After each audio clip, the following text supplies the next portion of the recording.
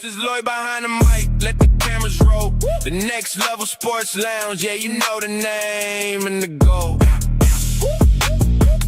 Yeah, yeah, yeah, yeah. Yo, this is Lloyd behind the mic, let the cameras roll. The Next Level Sports Lounge, yeah, you know the name and the goal. Grab a drink, grab a smoke, come vibe with the show. Real Cowboys talk, no cat, no script, we ready to go. Breaking down plays, yeah, we keep it legit. Defense hunting, yeah, we bringing that pain and we never quit. Offense ready, yeah, we changing the game tonight. Every take, heavy, feel the pressure applied under the blue light. Cowboys Nation, yeah, we riding with pride. Lights glow blue when the live goes on and we step inside. Fans tap in from the dusk till dawn in the stream. We talking football, yeah, we say it direct for the team. If it's real Cowboys talk, then you know we connect. My name is Lloyd, we demanding our respect. Grab a drink, grab a smoke, come enjoy the ride. Blue and silver energy, feel the vibe tonight. Every breakdown hit, every headline loud. The Next Level Sports Lounge, yeah, we rocking the crowd. Panel going crazy when the big plays hit on the screen. Everybody locked in when the topics get thick in the scene. Win or lose, yeah, we keep it all facts on the track. Cowboys talk live and we never ever hold back. Yeah, Lloyd is in the zone, we built for this game. From the draft talk hype to the primetime shows, we claim everybody tuned in. Yeah, the fan base grows, mic hot, lights flash, whole scene on fire as it glows. Cowboys Nation energy, keeping us higher. We fueling the fire, yeah, we fueling the desire. Grab a drink, grab a smoke, come enjoy the ride. Blue and silver energy, feel the vibe tonight. Every breakdown hit, every headline loud. The Next Level Sports Lounge, yeah, we rocking the crowd. Yeah, it's your boy Lloyd, we did it again. Real fans, real talk, yeah, we built for the win. Grab a drink, grab a smoke, let the whole thing roll. Cowboys Nation stand up, yeah, we taking control. This is Lloyd, signing off from the lounge, let's go. The Men in Black.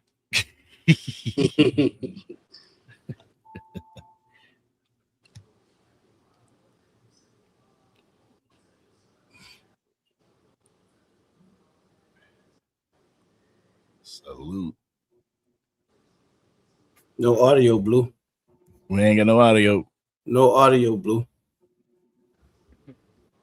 While Blue get that together, what up to everybody? It's your boy back at you with another one here at the Next Level Sports Lounge. Go on, grab your drink, go on, grab your smoke, kick back on that couch and enjoy the lounge, y'all. We got some goodies for y'all tonight. We got the Eagles side. We got Warren and Drew. We What got up? the Cowboys side. We got Ingrid and Hoodie, y'all. We got some stuff for y'all tonight, y'all. Y'all know how this Eagle and Cowboy rivalry is. It gets crazy at times, but we talk football, y'all. We got four of the best the best at it. So hey, y'all. Hey, I'm just the host. I'm just the moderator. I'm sit back and let them do their thing, y'all. I'm gonna bite my tongue on a lot of shit. I know I am. But what up, Warren? How's those mentals and dentals on today? Yo, mentals and dentals is good. Had a long Sunday, but hey, I've been waiting for this all day, so I'm ready for it. Let's do it.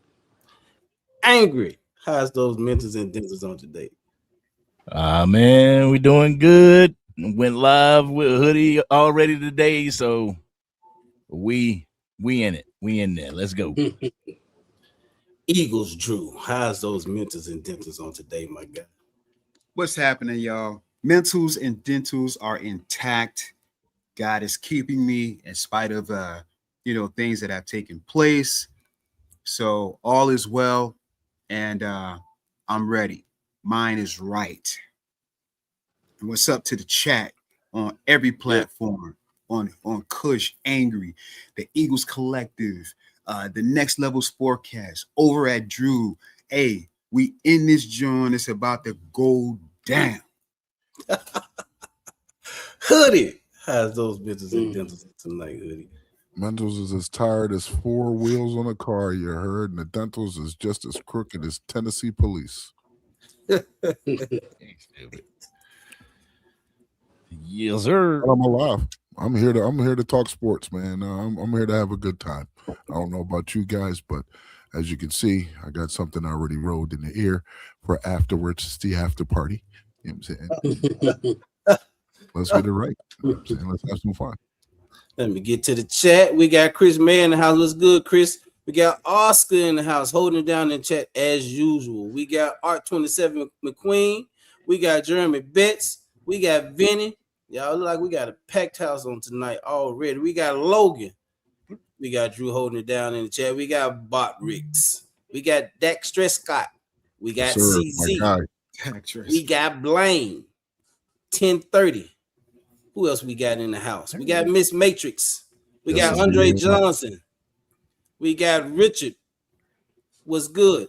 Football Fanatic. What's good? We got Lead Commander.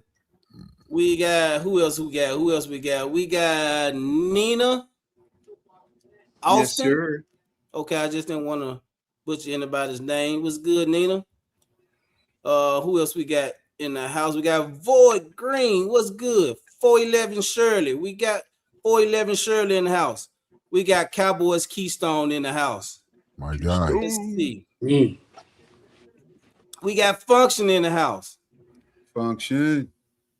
We got The Sports 78 in the house, y'all. We got Real 757 in the house. We got Randy. We got Laurel. We got E-Money in the house.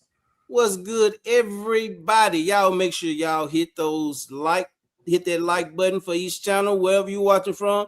Y'all make sure y'all hit that like button.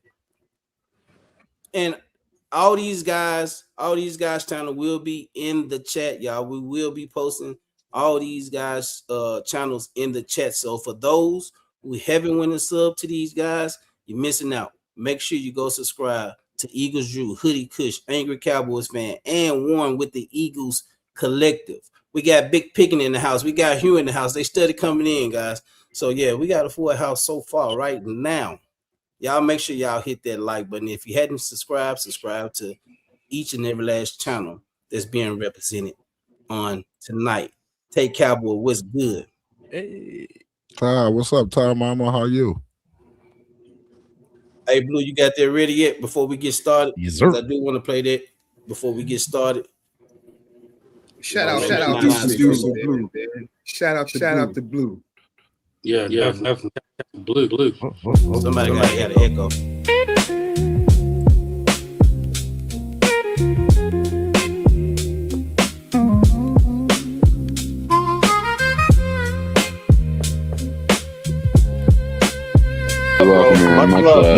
Yes, sir. Y'all still my Cowboy family, man. Let's not get that twisted. You know what I mean? Don't get it twisted now. I ain't no cowboy. Hey. Sometimes you act like one though, Jesse.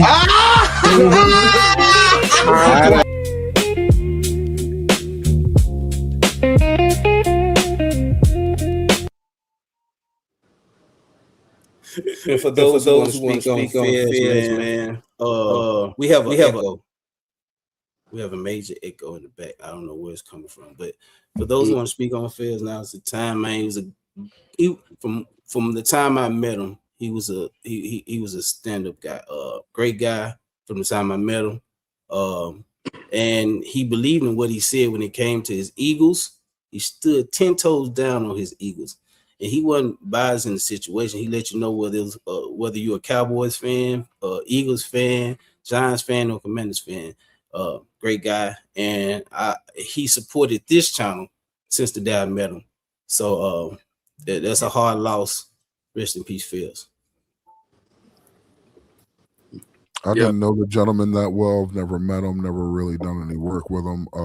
I believe all you guys here on the panel have either met the person in person or have done some work with him on a panel or two. So my condolences to his family. That's more than football. It's real life is real life. You know what I'm saying? And no matter what anybody's going through, man, things get tough on everybody. And sometimes you just can't find a shoulder or an ear to listen, but it's not a bad thing, especially us as men, black men, to just be vulnerable and ask for that help that we need, because sometimes that ear is all you need. Sometimes somebody just to listen. You know what I'm saying? So if y'all going through something, man, don't Don't act like it's not gangster.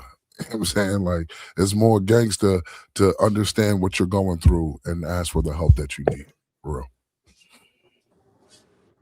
Yeah, and I'll kind of speak on it a little bit.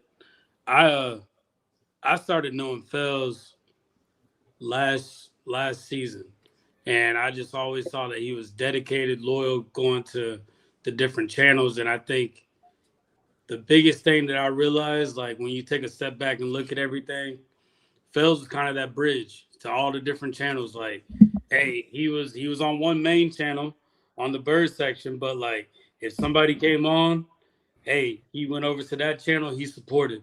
And then Yep. he didn't just support himself, he brought in a whole community with him. So him coming over to different channels, supporting them, whether you're a Cowboys fan, Commanders fan, Giants fan, like that was the way Fells moved. And he brought a group with him. And him sending you a super chat or sending a comment or sending a like, that was like his little stamp of approval to let you know, like, he kind of verified you, and everybody knew that. So that's one thing that we definitely gonna miss. And I'll be honest, every time I come on live, whether it's whatever channel, I still hear him in the back of my head. I still hear him. But yeah, that's kind of where I'm at with it. You know, I was blessed to go over to the Eagles channel and kind of went behind enemy lines with everybody, but Fells was on that panel, and that was the first time I met him. And from that point, the next time I went live, he was in my live. He sent me a super chat as well. I'm like, wow. And like I said before, you know that a person is genuine not by the super chat that they send, but the fact that he'll tell you straight up, you know, it ain't the Cowboys, it's straight Eagles. So for him to be over in my chat and just communicating back and forth, bro, I tip my hat to him, man. You know, unfortunately, I didn't get to know him long enough, but from what I did know, like, stand-up guy, very respectable. Always wiped his feet off before he came into the live, and you know, just went back and forth, and it was dope, man. And I just appreciate knowing him. And Drew, I know you're finna say something. I'm gonna say something else. And one thing about Fields, he tried to keep the peace every time. And he give you warnings before he will snap on you. So if he's trying to keep the peace, you better heed to what he's giving you, because he will snap. Yeah. I mean, listen, man, there's nothing more to add than what was already said about Fells. You know, we love the brother. You know, I'll just say this. You know, Fells is no longer with us. He's resting now. So now it's let's say prayers for his family. Let's pray for his wife, his kids. Let's hold them up in prayer. And you know, because they're the ones now that are really, you know, having to deal with him not being there anymore. You know, like Warren said, that Fells' presence will always be felt and on everybody's channel. And that's just the type of person he is. And I thank God, you know, for football, because an instrument like this brings people together. You know what I mean? Of all backgrounds. And Fells, we were blessed to be introduced to him. And, you know, just like we are all introduced to each other, football did that. And thank God for football, because we were able to meet Fells, that hardcore Philly from the soil fan. So Fells, we miss you, bro, but you will never be forgotten, man. Prayers out to Phil's family. And with that being said, Bills, we want us to talk football, y'all. Let's talk football, y'all. Let's go. Let's get right into it. So both teams went through a preseason game on yesterday. Yes, sir. And I'm gonna start with the Eagles. What do y'all take from y'all preseason? It's just preseason. You don't really take much, but you watching for a reason. You scouting for a reason. So what do y'all take from you guys' preseason game? did you see something that will be beneficial for the season, or did you see something that you looked at you thought this player was going to be a little bit better and he just fell off a little bit? What did you guys see? What's y'all take on y'all preseason game, the first preseason game so far? Drew, what you got for it? Well, you know what? Me personally, when I watch preseason games, I take that opportunity to really focus on players. I'm not really looking at like formations or I key in on one player. Like, on the offense, I keyed in on our second round rookie, Michael Bell. I focused on, Willie Lampkin, who else? Michael Morris. Those players I really focused on watching those guys in the offense, and it was Willie Lampkin and Bell that actually were anchoring the right side of the O-line. And I was extremely impressed by what I saw. It was funny because Michael Bell is 6'9" and Willie Lampkin is 5'11". So when you see those guys standing next to each other, the contrast is crazy, But I was really impressed by how those guys played, especially Michael Bell. Michael Bell played against Mike Green, one of the major pass rushers coming out of the college last year. And Michael handled him pretty good. There was one play where he really pancaked Mike Green really good. So when I watch preseason, I really take that opportunity to single out players that I am very interested in, to see how they perform and to see, how we're developing them. And that's what I pretty much key on. So I had a few names down, but that's what I pretty much focus on when it comes to preseason. I don't really care about who wins or loses or any of that stuff, because that really doesn't mean anything. Because most of the guys that playing are second and third string players. So, Warren, before I get to you, shout out to Void Green and Miss McAfee for the jewels that they sent. Appreciate you guys. Warren, go ahead, Warren. No, a lot of what Drew said. From watching the game, the quarterback play and the offense was very vanilla. That's a little bit of what Nick was saying, and I can definitely agree with that. But one thing that I said that stood out is the offensive line. The offensive line's pass blocking, they kind of held up for what they were doing. And like Drew's saying, it's not about the starters right now. It's more about the depth. So I'm leaving out of this preseason more confident about our offensive line and what they're capable of doing and the depth that we have, just because that wasn't something we saw last year. And we saw all these linemen get picked up, but nobody was really getting talked about last preseason. So to see that is really good. Keely Ringo made an interception, so shout out to him for that. That was something that I know he's trying to get better and better at. But no, I'm coming in confident. Still want to see a few more things, but I think going into this Patriots, who we have next preseason, I think that's going to be a little bit more interesting, and the playbook's going to open up a little bit more. Same thing with the Cowboys side. Angry. All right. Well, I'm kind of the opposite. I watched for scheme. I watched for the formations. I watched just to see what the defense would come up with. I know they were going to be vanilla, but what was the communication on that side of the ball? I also looked for individual players that stood out or made a jump in their respected position. I watched, if we want to narrow it down, I watched the quarterbacks, Sam Howell and Joe Milton III. Watched the running backs just to see where that position battle would lead in, quick time NFL speed, and the tight end position. But the wide receiver did jump out to me. I will say that. And I believe it jumped out to a lot of Cowboys Nation. Hoodie, what you got for us? First, I want to say I agree with Eagles Drew about preseason being like more of an evaluation. For me, it's more of an evaluation of my second team, third team, and fourth fourth team guys, practice squatters, guys who may not be here. What I saw was something a little rocky in the beginning. First game of the season, first game of the preseason. There's going to be jitters, you know what I'm saying? Young guys coming in who haven't played in the NFL, learning the NFL speed.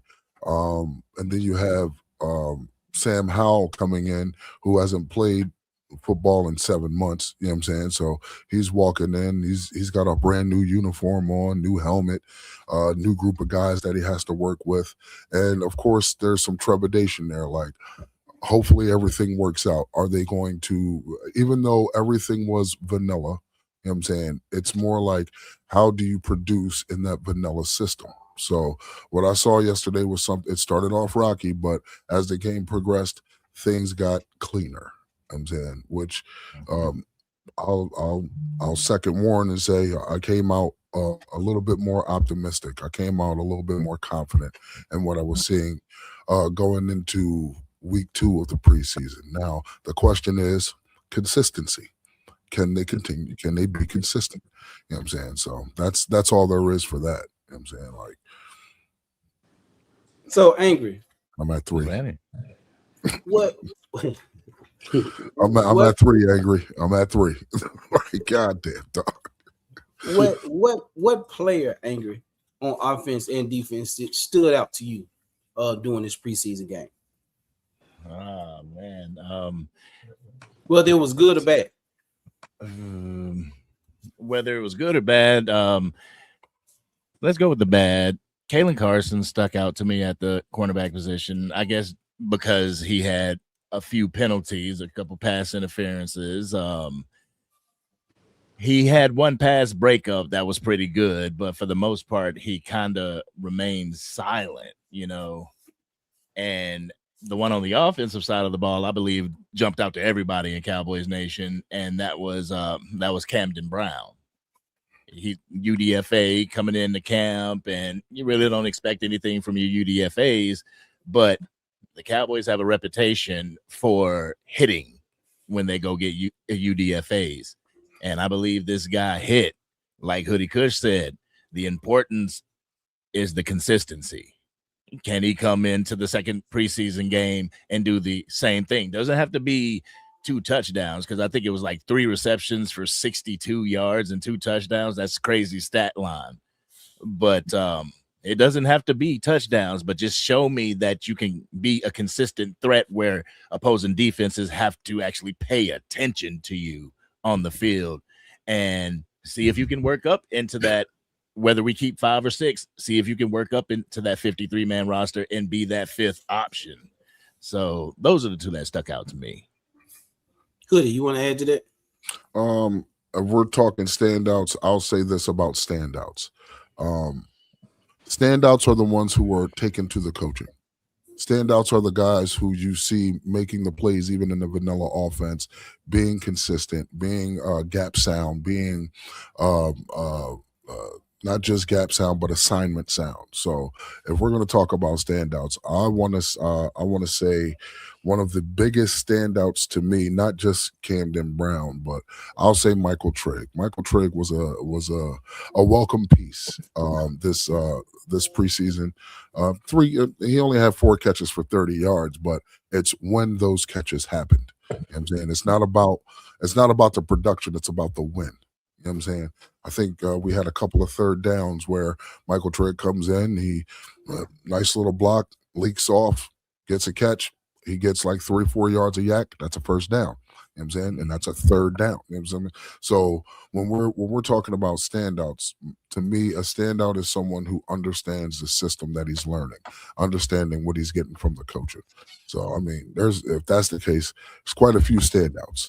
Yeah, there's a number of standouts. Yeah. Warren, what you got for it? The biggest standouts that I've seen is Bell and Willie Lampkin. Those were 2 big standouts this preseason game. Also, Cole Payton. Even though the quarterback's play was lacking the whole game, I will say Cole Payton made a lot of big plays that you said, okay, I see what he's trying to do. So Help a me little out. bit of how Tanner McKee felt Help, 2 years ago. What's that? help me out. Cole Payton position. Quarterback. Oh, he's a quarterback. Oh, okay. Yeah, All right. From, quarterback. North Is he Dakota. more of a scrambling North- quarterback? Because Yeah, he more led of a y'all dual in threat. rushing, right? Yeah, From he's North more of a Dakota dual State. threat.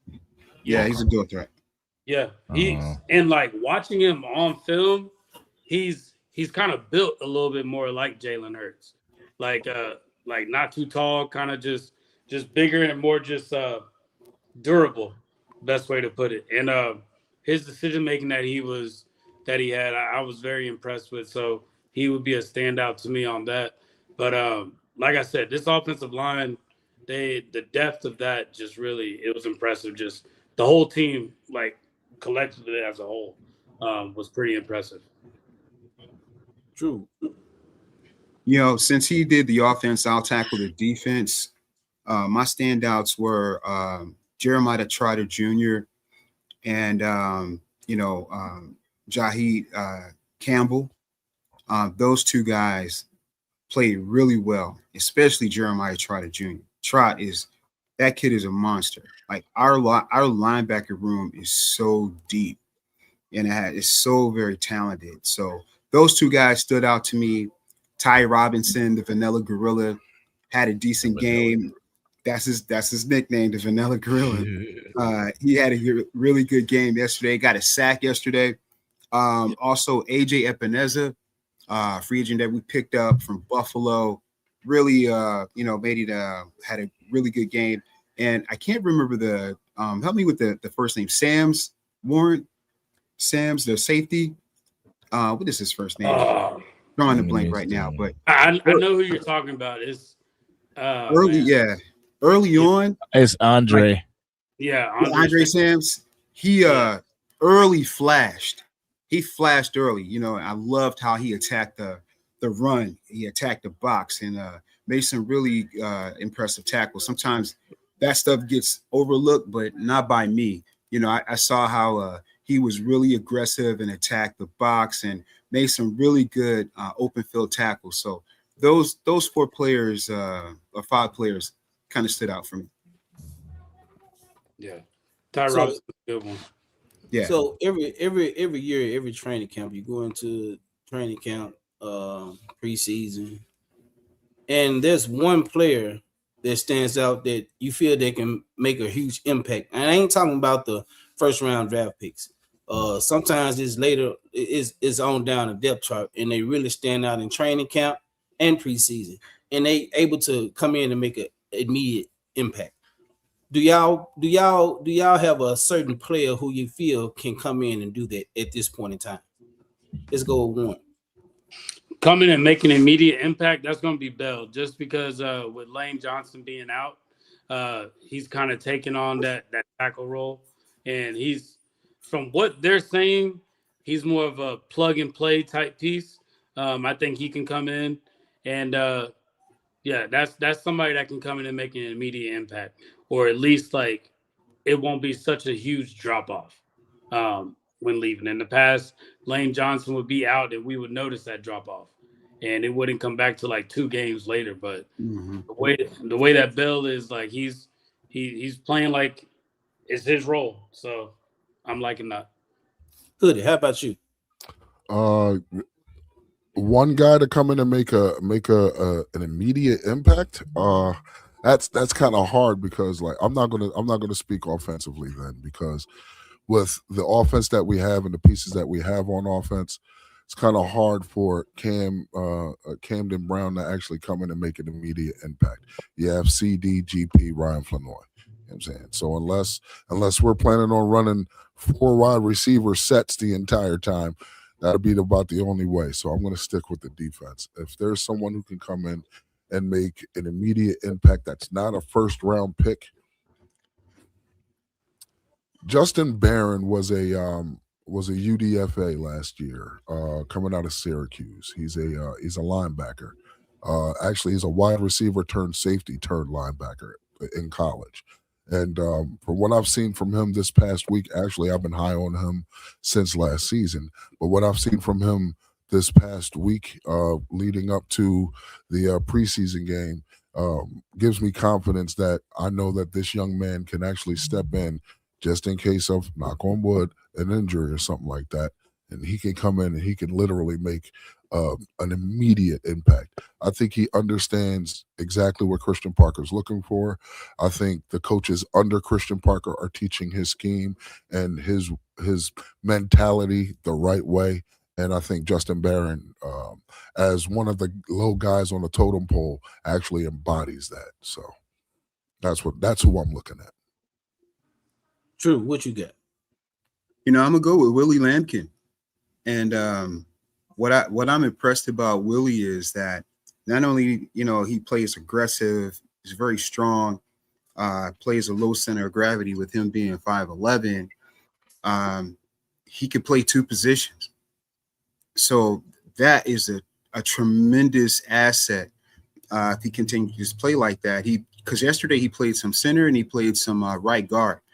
So if something like that pans out with Willie, he continues to flourish and shine, man, that's a tremendous asset to have, especially with some of the the injury problems we had on the O-line. So if say something happens with Cam Jurgens or with Landon Dickerson, then he can come right in and just be an immediate impact. So for me, it would be definitely Willie Lampkin. All right. The immediate impact for me would be James freaking Houston. Yeah, boy, coming off that edge in that 3-4 or even, the 4-3, he can get home. He got home a couple times yesterday during the preseason game. One was called back due to a flag, but he got home twice. So if I need somebody to come in and be an immediate impact on the edge, I can always look at James Houston. So, guys, I'm finna come with the nitty gritty with these questions. Are y'all ready for them? Yeah, let's go. To the nitty. Bring that heat. Why are we here? Right now. And I'm gonna start with you, Drew. Which team has the most dangerous offense at this particular time? That's a good question. That ain't no good question. Hurry up. It's. I mean, I have to be calculated because the easy answer is to say Dallas, right? The easy answer is to say Dallas, but I think that the Eagles there's a mystery behind the Eagles, because you don't know what the offensive coordinator is bringing. There's still a lot of tremendous talent on the Eagles side of the football. And if we get the running game going the way that it has been, last year it suffered because of injury, but yet we were really the top teams in pass blocking. So if we can get the run game going, and Barkley and Tank and Pierce and those guys are going, and also I believe we're going to see some RPO, more RPO activity from Hurts, not a lot, but we're going to see that back in the fold. So if when the Eagles run game is on point, they're virtually unstoppable, unbeatable. So, I'm going to say the Eagles for the unknown potential. And with Dallas, although they were a top 5 offense, one of the issues that they have, and we don't know if they're going to fix those issues or not, is that they were 18th in the red zone.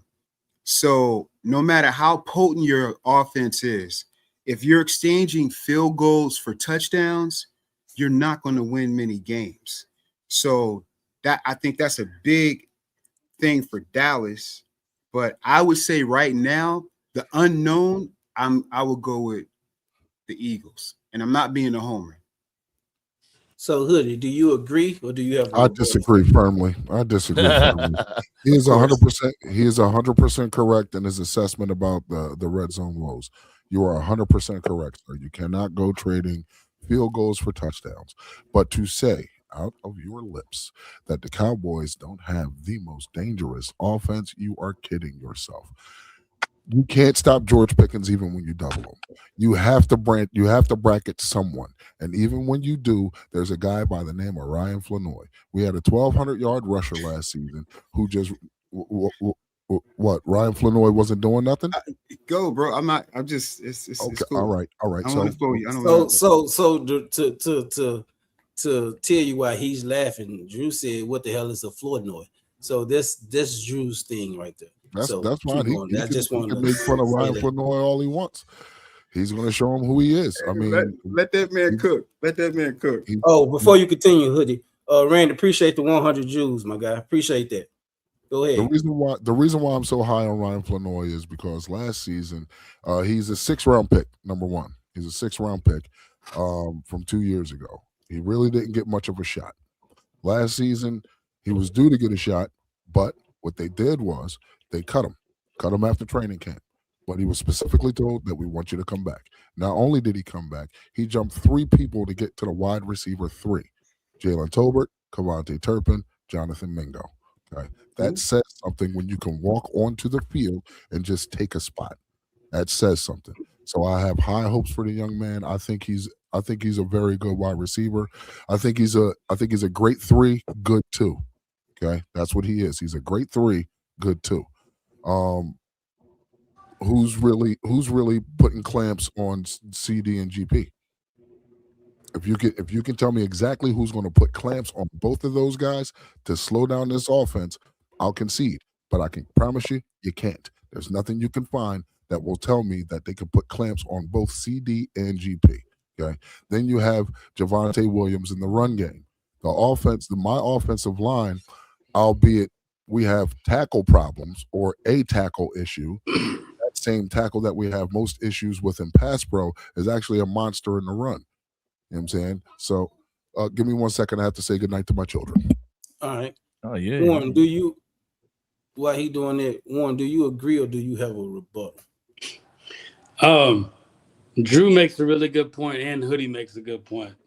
I think if we were to go based off of right now, based off of rankings, what we've seen this offseason, we can definitely say the Cowboys have the more dangerous offense right now. But I will say on the other end, when what Drew's saying is the fact that the predictability is taken away from the Eagles with losing A.J. Brown, we really don't know what this offense is going to look like. And that can be dangerous as well. So, that's I think right now you have to choose the Cowboys, but we can bring up this conversation probably week 10 and we can say, hey, what does it look like now? Because I could go back and use the point, hey, well, there's film now on the Cowboys with George Pickens and CeeDee Lamb. Defenses may know how to scheme up against that. So it's too early right now to say, but the easy answer is the Cowboys. So before Angry goes, Hoodie, did you want to finish? Oh no. I done lost train of thought. Babies came over. You know how that goes. Go ahead, Angry. You rebuttal or you agree? Do I get a chance to rebut? Do I get a chance to rebut? I'll let you rebut after Angry. Yeah, after yeah. Well, I would definitely say the Dallas Cowboys have the better offense. And I get what you guys are saying as far as the mystery of it all, but when you look at Sean Mannion's history of where he's been, you can kind of get a sense of where your offense is going to go, what's it going to lead to. I mean, we've heard the West Coast offense coming to Philly, so the Dallas Cowboys run the West Coast offense as well. So just that element of surprise, I don't know if it's big enough to catch people by surprise. I mean, maybe the first or second game, but once people get acclimated to it, might catch issues. But as far as the Dallas Cowboys offense and the weapons that we have the element of being together, playing together. This is the offense that was pretty much together last year, and it really clicked. And I know Eagles Drew was talking about the red zone. Yeah, you can't be that bad in the red zone, but at the same time, you can't have a 25th ranked overall offense either. maybe good in the red zone, but the Eagles was ranked 25th in overall offense. And for those in the chat, the question has to do with the offense in totality for the season so far. We're not speaking about offense in the preseason. We're speaking about now. I don't know which one of you guys is channel, but Fresh King Oh my God. just sent a $49.99 super chat. I don't know who's one of those. Is that one of your people angry? That's one of my yes, guys. sir. Fresh King NYC. Shout out to Fresh King. Fresh King. For the love. Super chat. He said, shout out to my guys. Season is here and the stars are already shining. My bad, Angry. You read the super chat. It's your guy. Yeah, don't take that man shine. My bad, man. I apologize. Shout out to Fresh King NY Cowboy. Man, said shout out to my guy. Season's here and the star is already shining. Compliments from CCU gang. Yo. He got some big things in the works, so I ain't gonna steal his thunder. When he hits you, he gonna hit you. Indeed. But I appreciate you, man. I appreciate you, definitely. Salute. Drew, what's your rebuttal? Okay, here's my rebuttal. And again, I can't go against with Dallas having a top offense and being better than the Eagles right now, so to speak, right? But everything has context to it, right? I am the Eagles Drew, the Eagles apologist, right? So here's the context to that. If you look at Dallas averaged what? 30 points last year? Was it 30 points that 30. you guys averaged every 30. game? Yeah, a little bit over, but yeah. A little bit over 30 points, right? So here's the context. The two times that we played Dallas, as high-powered as your offense is, and is the hugest collapse our offense, one of the huge collapse that we had was against you guys, because if we kick a field goal or score a touchdown, game is over, right? But that didn't happen. Dallas only averaged 22 points against our defense. And here's another context. Which team in the NFL has allowed the least points in the last 2 to 3 years? That would be the Philadelphia Eagles. And our defense just got better. So you're saying who's going to stop? Oh, we ain't got to the defense yet. Hold on, I'm just saying. Let me finish quick. I'm almost done. We just added because Hoodie said, I don't know who's going to stop CD or Pickens. That's what you said. And if our defense held you to 22 points last year, each time we played you, that high-powered offense, and we are the team in the NFL that teams score the least against. Okay. I'm very confident with the additions that we made on our defense to hold you to 20 points or less. Okay. So when we play you again, it's not a matter of stopping him or, CD or Pickens. It's the production. Are you getting in the end zone? You can have all the big plays you want, but if you're not scoring touchdowns, then that's how we beat you. Okay. Can I add some context to this now? Can I rebut this? The floor is yours. Right here, since we were talking about offense. All right. So offensively, yeah, we averaged 30 some odd points. There are a few games where we didn't score 30. It wasn't just against y'all. Okay. But since we're talking about the Eagles defense, let's do it. Game 1, we only scored what, 20 points? Facts. Yeah, okay. 20 points in the second game, 24. We only scored 20 points. Mm-hmm. Not for lack of your defense. CD's dropping balls. If CD drops 0 balls that game, we score 30, 100%, because nobody was stopping them. CD stopped himself.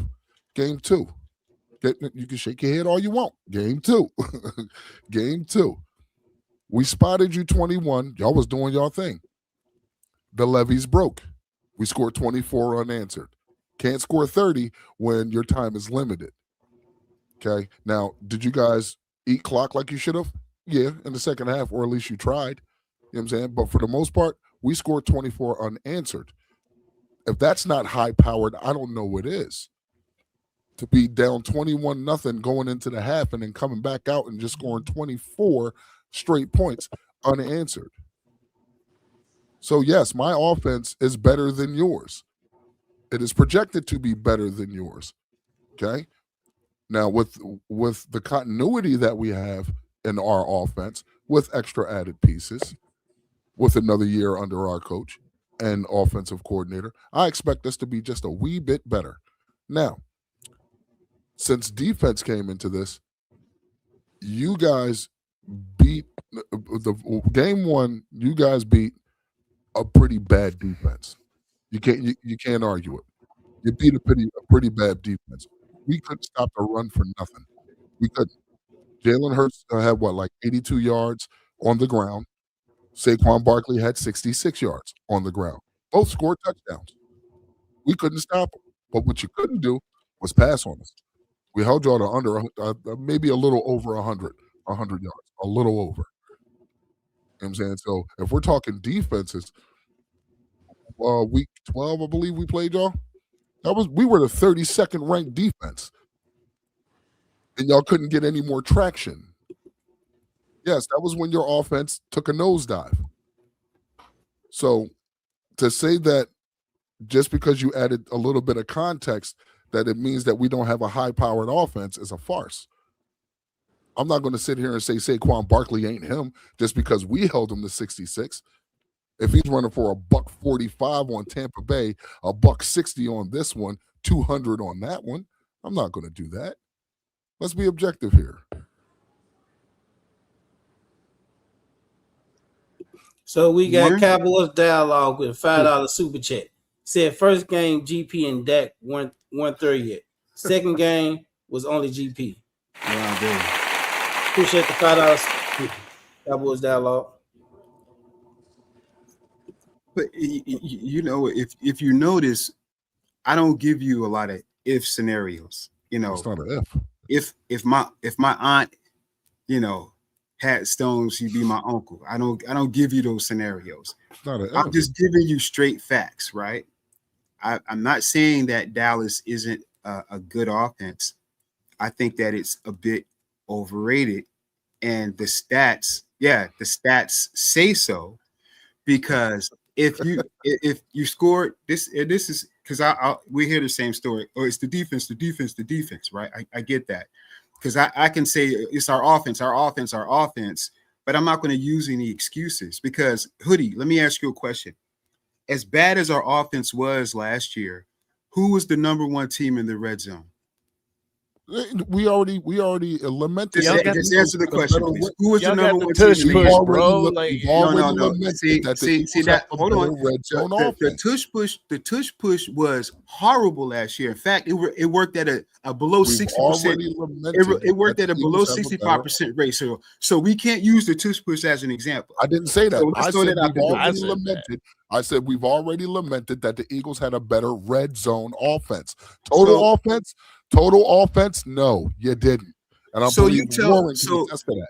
So the stats would support me because I would much rather support you. Hoodie, let me finish, bro. I would much rather have the number one offense in the red zone compared to the total top 5 offense. You know why? Here's why, Hoodie. Because when you're number one in the red zone, you end the year 11-6 and not 7-9-1. And losing 2 years, you don't end the year with high-powered offenses 14-19-1 with a high-powered offense. Sorry, it just doesn't work. It's like, glitz and glamour. You know what I mean? You could put a BBL on the girl, but that don't mean that's real. It's still a BBL. We talking about red zone offenses and stuff. I mean, you can tell offense though. Come on now. Before y'all rebuttal, let me read the super chat. Ms. McAfee with the $10 super chat. Welcome to the Next Level Sports Lounge. If this is your first time here, make sure you subscribe and turn those notifications on. Smash that like on your way in. Go ahead, Angry. I'm not even going to do it. Go ahead, Angry. I'll do it. I'll go in after you. Go ahead, Angry. Now, I'm just saying you big up the positives. Yes, you big up the positives. Red zone offense, that's dope. But you were 24th in third down conversions. You got to get to the red zone in order. You got to keep the ball. You know, we seen this yesterday in the preseason game, and I know it's second and third stringers, but it's also play calling. It's also scheme that you're going to be going with at week 1 with your starters, and the third down conversion still didn't look good. You know, last night you went 0 for 9, and I mean, I know don't want to bring the preseason up, but still 0 for 9. Let's not do preseason. Okay, fine. Let me ask you a question. Now I'm talking team totality. Okay, because literally, let's talk totality. Because you literally just did this a few seconds ago when we were specifically talking about offense. You brought your defense into this, so now we're going to bring your defense back into this. How many points did your defense give up? You can look it up. You mean total? How many throughout the year? You have to give me the context of the game. How many points per game did your defense give up? I want to say 19. 19. Cool. Well, if we the Cowboys offense put up 30.8 points, but yet my defense gives up 31.6 points, is that a winning formula? Is that a winning formula if a team can score more than you? Look, all I can tell you is answer the question. You want me to answer the question? Answer the question. Don't give me a bunch of fodder. It's not the question. Listen, I know that the Cincinnati Bengals went to the Super Bowl with the 30th ranked defense. No, they didn't. Look at it. When they went to the Super Bowl, their defense was one of the lowest ranked defenses. And their quarterback was able to carry them to a Super Bowl. The Cincinnati Bengals. Well, okay, I'll let them have it. Go ahead. So I'm just saying, listen, you're right. Your defense was bad, but I remember you guys when you got Quinnen Williams in the trade and you guys went on a little bit of run. You guys were hyped up. I didn't hear nobody saying, oh man, you know what? We got Quinnen, but we're not going to make the playoffs. You guys were gunning for the playoffs. You guys were hoping for the playoffs. We had no. The team, your ESPN guys, because that's what you watch. I don't watch ESPN. I don't need ESPN to formulate my opinion. Apparently you do, but I don't need ESPN. I don't watch it. But those 3 games, we still had an opportunity to play to get into the playoffs. When we won those 3 games, Vegas, Philadelphia, Kansas City, we had an opportunity. Guess what? All that went to shit when we went to go play Detroit. All that went to shit when we lost to Minnesota. All that went to shit when we played the Chargers. All that went to shit. So what happened when you played the Cardinals? What happened when you played the Cardinals? We lost to the Cardinals. So what? You don't want and they got a worse team than you. We lost a lot of games. What was your excuse? How many points did your high power offense put up against the Cardinals? 20. What does that got to do with the price of tea in China? Because you're sitting here, you're telling me that you have this high power offense, you have a suck defense, right? But you play these terrible teams, and you should be able to beat them with this high power defense. You lost to the Carolina Panthers. Why? You know why you lost to the Panthers? Because Dak couldn't score a touchdown in the red zone at the end. That's why. So you can't put it all on. Hold on. You can't put it all on the defense, my friend. If your offense is incapable of scoring touchdowns, then you're putting more pressure on your bad defense. How come when Dak gets in the red zone in Carolina, he couldn't score a touchdown? You set up for a field goal, and then the Panthers march down and they beat you. We tied up the ball game. Okay, hold on. So what I'm saying is, let's not use the defense as an excuse. Give the offense some culpability. They're not as good as you think they are. The ball game, but we got ran on for 245 yards. What is the defense doing there? What is the offense supposed to do when the opposing offense is staying on the field for 6, 7, 8 minutes at a time because they can run the ball? The excuses, get the fuck out of here, man. Let me read this super chat from Ricardo. $5 super chat from Ricardo. He said Cowboys got it. Presumably tell me. Appreciate that. $5 super chat. And I just want to say real quick, that whole that whole Carolina 17th Panthers, he ranked couldn't defense. score in the red zone. First touchdown came from the red zone. Second touchdown came from the red zone. Third touchdown did not. We lost by 3 points because at the end of the game, they hit a field goal to win. Why? The Panthers hit Why? a field goal. Angry. Why So did what that are you? happen? So what you're saying is, and also you said that the Cincinnati Bengals had this low-ranked defense, like 32nd ranked defense. Their defense was 17th when they went to the Super Bowl. So, like, Okay, I stand corrected. Still not a top. That's middle of the pack. Right? middle of the pack, and matter. that's all that Cowboys fans have been asking for. We haven't been asking for a top 5 defense. If we could just at least get middle to the pack, then we can be competitive. So, Like you haven't had that before. Bro, like this so- I don't so- care about yesterday. I don't care about yeah, yesterday. this is We're talking about 2026. today. We're talking Had that about before. today. Listen, Okay? all I don't all care I'm about saying is yesterday. this: your offense has to take some culpability. I watched the Panthers in offense took the the Dallas culpability. game, and in the last 2 minutes of the game, One your game. quarterback had your offense in the red zone, One and you game. failed to score a touchdown. Your No, quarterback he couldn't throw a complete didn't, pass in an entire bro. quarter. What are you talking about quarterbacks for? Your I'm- quarterback had 2 turnovers I'm in not the making same any. drive. I'm not on making the same excuses. play. What are I'm you not making talking any about? excuses. My quarterback Like, didn't come play on, well man. last year. There was no Hey, excuse. Hoodie, There was Hoodie, no here excuse. you go. We didn't Hoodie, make it try to the this. playoffs. My There it is. quarterback did not play well last year. My offense Jesus did not Christ. play well But your last defense- year. We need that Your fact defense check. Okay, played well. so I'm not making excuses. My Neither am offensive I. line You're trying did to not force play well excuses. last year. But You're guess trying what, to force Hoodie? excuses. Guess what, Hoodie? We're so Appreciate you, Scrappy. talented. We still won 11 games. Come on, man. Come on. Yeah, on the defensive side of the ball. Because your offense was Yeah, your shit. defense is Still- Let's be defense is real. pretty Well, good. can't Let's be be too real. much if you're number one in the red zone. Let's Come be on, real. bro. Warren, Let's You're not be making real. Warren, sense, Hoodie. Warren, you Hoodie, want to hop up in Hoodie, here? let Wait a the Go hate ahead, go. Warren. Let Go the ahead. hate go. Wait, Hoodie. Drew. Wait a minute, Drew. Let We the gonna hate hop go, in here. Hoodie. Let the hate go, bro. You're tripping. Ain't No, hate. I'm just- I I'm don't just care listening. about Wait, y'all. Drew. Wait, Drew. I don't Drew. care Let Warren about hop y'all. in. Let No, Warren hop I'm in. just I'm gonna listening hate because I'm something I waiting don't for us give a to talk fuck about the defense because I know Yeah, that's that was the next So, question. like, the that's- defense. That's what I'm waiting at the for. end of the You day. got Y'all it, got Warren. on the You got it, defense. Warren. Y'all know where we're at on the. Y'all know where we're at on the defense. We know where you at on the offense. There it So is. y'all got it. It's y'all's. Now let's talk about the defense then. Before you go, Yeah, Warren. defense. Because we Before know you that's go, what's going to dominate. So before you go, Warren. Man, this dude talking out his ass right now. Memberships He already came with some. for He the already next came level with some. sports Easy, lounge. easy, Hoodie. Appreciate Easy. that Relax. wifey. Appreciate that Relax. wifey Told you. for the 5 you. memberships that she just gifted, guys. We having great talk here, y'all. We having great talk here. Yeah, So, relax. I just don't appreciate someone trying to tell me what I see. You're not going to tell I me didn't what tell I you see. what you said. It's I'm like, not telling you yes, what you said, are. bro. You're trying to tell me what I see, and I don't see what you see. No, what you I see is what you I'm see. telling you what I see. I'm What telling you what the you- stats see, What Hoodie. you see is what you see. What I I see see what the is what stats I see. see. I don't care what the stats say. The stats don't tell the story. Obviously. The stats So don't I- tell the story. So I have a 2-part question. I got a 2-part question. Here you go, Angry. Yeah, Fresh. Yeah, Yeah. appreciate you, Fresh. 1,000 King. jewels.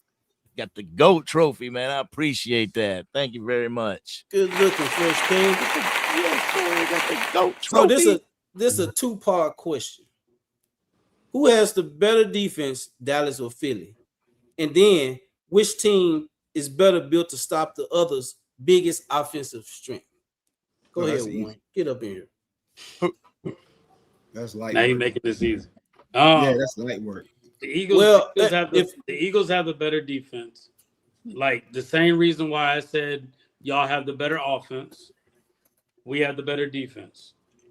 And the team that's built to stop the other, the Eagles have the pieces in place that we know are on the field that can stop the Cowboys offense. Like I don't think y'all know like Right. who y'all's cornerback 1 and 2 and y'all are solidified. Are y'all solidified? If y'all are, yo, kudos.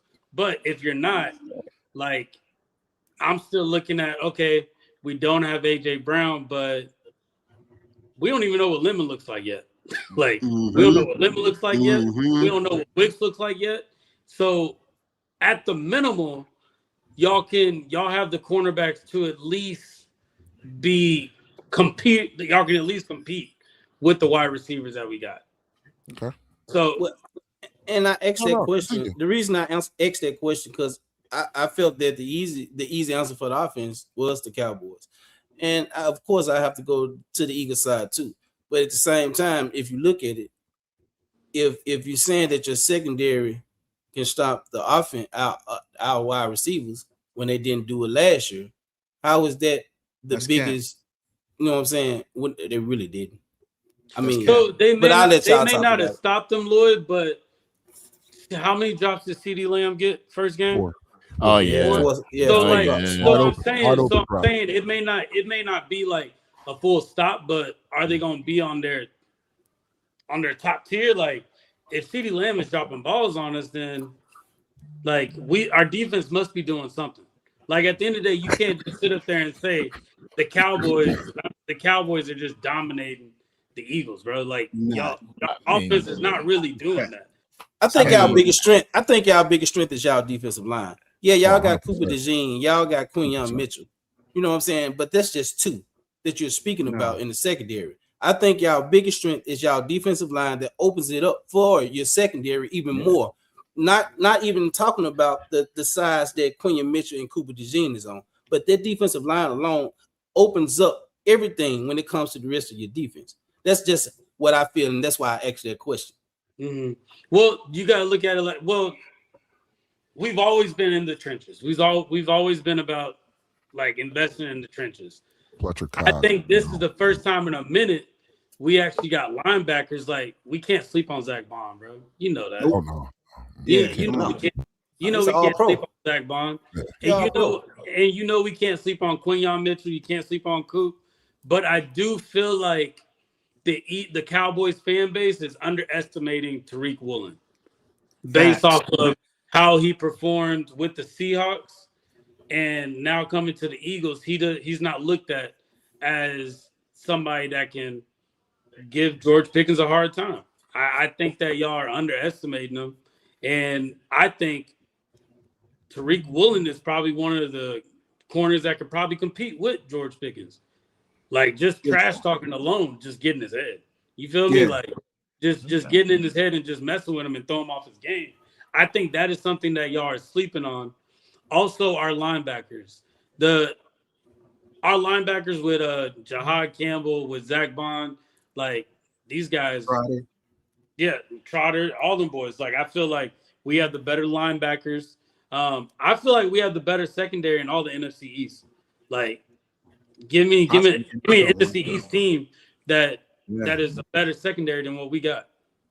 I'll say this. You're 100% correct. Your defense, bar none, best defense in the NFCs. Can't argue it. You know what I'm saying? Because there's tangible evidence to suggest so. You know what I'm saying? I know what I've seen. Mm-hmm. And what I've seen is that front seven is a problem. Zach Bond, you can't deny the young man. You know what I'm saying? From a special teamer with the Saints, let me finish. From a special teamer with the Saints to an all-pro linebacker who's chasing down 4.3 speed running backs, like that it gets on my nerves. Okay. Like I may not like the Eagles, but I know what good looks like. I know what great looks like. And that kid's great. You know what I'm saying? Your front is a problem. Mainly your interior. Jalen Carter, Jordan Davis, premier. Healthy Jalen Carter now. Hold. So Jordan Davis coming in at the tail end of Fletcher Cox helped him. It helped him immensely. That is a perfect person to be paired with. So learning from Fletcher Cox, even though it was probably only a year, it definitely skyrocketed him. You know what I'm saying? He understands how to use his body. He understands how to use his strength. You can't argue it. Your secondary, as good as Quinyon Mitchell and Cooper DeJean are, they're good. Not taking it away from them because they are first team all pros. You cannot argue it. They have the credentials to back it up. I will never say out of my mouth and say that the Eagles have a shit defense. You'll never hear me say it. Now, what I can say is, even though I've seen Zach Bond, I've seen limited Jahad Campbell. I haven't seen Jeremiah Trotter. You know what I'm saying? So I can't speak to that. But what I can speak to, I give you kudos because you got it. I've seen it. You know what I'm saying? I've seen it in action. I've seen what it can do. You know what I'm saying? So you're 100% right. Your defense is better than the Cowboys as of right now. I don't know what we're going to look like this season. We might take a step forward. Who knows? I don't know if we have a solidified one. If we do, the only solidified one cornerback would be Deron Bland. You know what I'm saying? He's the one who got paid. He's the longest tenured corner on this team. Shaking his head. So, Angry, I'm gonna let you hop in right quick, but I got a lot of things popping up on my phone about Von Miller about to sign with the Cowboys.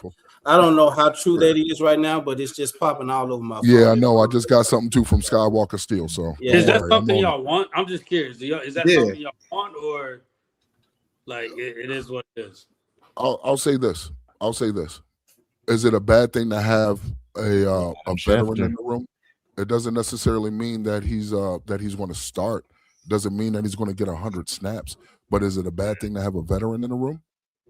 No, I'm literally asking, Warren. Yeah. Is it a bad thing? So yeah, I would rather have Schefter. him. Yeah, go ahead, Angry, because I would rather have him over Bobby Wagner any day. Okay.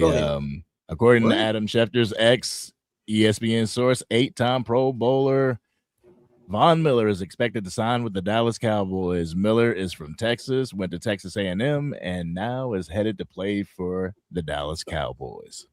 Angry, before you go, Jeremy Betts on your side, right, Hoodie? Yes. What's up, Jay Betts? Oh man, my guy. That's you. You know, I'm not monetized. I can't get nowhere. That's all you. Appreciate that, Jeremy Betts. Philly D with the $4.99 super chat. Appreciate that, Philly D. What offense performed better against top defenses last year? Dallas yards and points look great on paper, but it's not consistent. That's a great, good. Yeah, I'm gonna leave that question up because I want Angry. I want Angry to go before we get to Philly D's question. Great question. Well, I mean, it's a no-brainer. The Philadelphia Eagles defense is better. It's more established. It's been within the same nucleus of a Vic Fangio for a few years now. You know, with the Dallas Cowboys, just like the Philadelphia Eagles offense, there's that question mark at the defensive side of the ball. New coordinator, hasn't called plays before until now. Sean Mannion, same thing. Mm-hmm. So that's fair. You really don't know what you're gonna get until you get it. And I was looking at preseason just as maybe a template to see what's in store, you know, how the communication goes. And it looked pretty good. I mean, it looked pretty good. So I have faith in the defense, but as far as like saying it's gonna be better than Philadelphia, all right, it is better than Philadelphia. That's just, you can't say that. Yeah, that's close. Yeah, it's not close. That's reaching. So, right? Philly, I'm gonna get back to your question. I got that star for a reason. I'm gonna get back to your question. I saw somebody in the chat put something in the chat. But I do like what he said because I kind of want to hear from Angry and Hoodie, like kind of like break that down. Like, how do y'all feel about that? Yeah. Last year was last year. We didn't perform well against top ranked defenses. Well, I mean, what more can you say? Yeah, Greg, man. Yeah, Greg, man. Bro, we're not kissing the Eagles ring. Ring finger. The Cowboys have a front seven also. And our back end, we have the best safety group in the league. The Cowboys has a front seven and safeties. That's comical. You sleeping. See, that's the thing. You sleeping. You sleeping on us now. Not sleeping. Yeah, you just said it's comical. You just said it's comical. Can I explain it? Will you let me explain? Will you allow me to explain? Okay, so I say that's comical if you're trying to say, or if you're trying to compare your O-line. You have a lot of question marks. I've said this on everybody's channel. Dallas has solid D tackles. Your D tackles are superior to match up with any team in the league. I give you that. But Donovan Ezeracco, big question mark.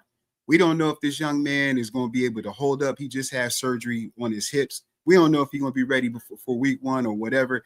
He struggled last year. Like, I don't fear your pass rush. You just got, let me finish. You got Malachi Lawrence. You got Malachi Lawrence, another question mark. It's so much to where you got to go get the old veteran to add him to your team and Rashawn Gary. Like, I'm supposed to be afraid of that front seven? You just got Jonathan Grenard. You do So what's the realize difference? Jonathan Grenard is one of the top pass rushers in the league. What are we talking about? Same amount of sacks as Rashawn Gary. you do That's because realize he was injured last year. Look at the totality of sacks that he Each brings year, to the table. Are you kidding within the last 3 years, Rashawn Gary has averaged 8 sacks. So what are you saying? Okay. So again, am I supposed to be afraid of Rashawn Gary when I got the tackles that I got on my team? I feel you. you know what's crazy? You know I mean, seriously. You know what's crazy? You know what's crazy? Am I lying, Kush? Hold on. Before am I lying, Kush? Tell me, am I lying? So again, what's weird to me is how I can sit here and easily say that the Eagles have a great interior. I can sit here and say that with my chest and not feel some type of way. But the minute you're asked about something, the first thing you do is say, that's comical. You guys use a recent pickup to try to throw in our face. You had to go get Rashawn Gary, who averages 8 sacks. You had to go get Von Miller, who just last year had 9 sacks. You got Donovan Ezaraku just had hip surgery. Mind you, he's been practicing the entire offseason. Still a You know what I'm question. saying? Yeah. So it's not a question. It's gonna be negative, bro. It's gonna be negative. You Not knew a that was question happening. mark. But why is it negative when I'm telling the truth? Am I right? Okay. You have I can big go through question your marks. entire what I'm offense saying- and say the exact same thing. Andrew, when Saquon Barkley dropped off, you and can. Jalen Hurts throw over the And middle I and won't make actually any excuses. actually run with a gang of slot No one's making receivers. excuses. You know, And I won't make any excuses and say, why are you being a hater? I brought up a point that your edge rushers are suspect. Am I lying, dude? Am I lying? Yes, you are. No, Am I Yes, you hating are. because I say your Yes, edge you rushers are. are suspect? Suspect is super Wait, wild. It's the comical Wait a that minute, they Drew. don't like. You said That's I what I'm don't care. saying, I bro. don't care Like, what he come say. on. What are we talking I don't about care what he here? say. It's the But you're not comical. gonna.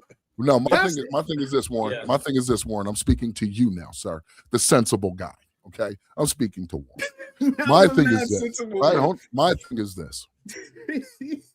Just like I can look at your offense and say, I don't know what to expect. Can you say the same thing about my defense?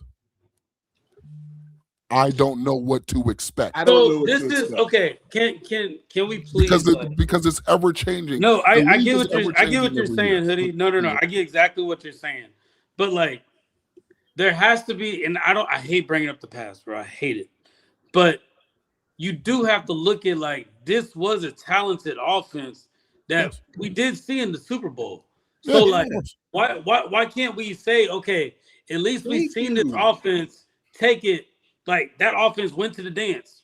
Like they went to the dance and they got the girl at the dance. Like they did everything that they could.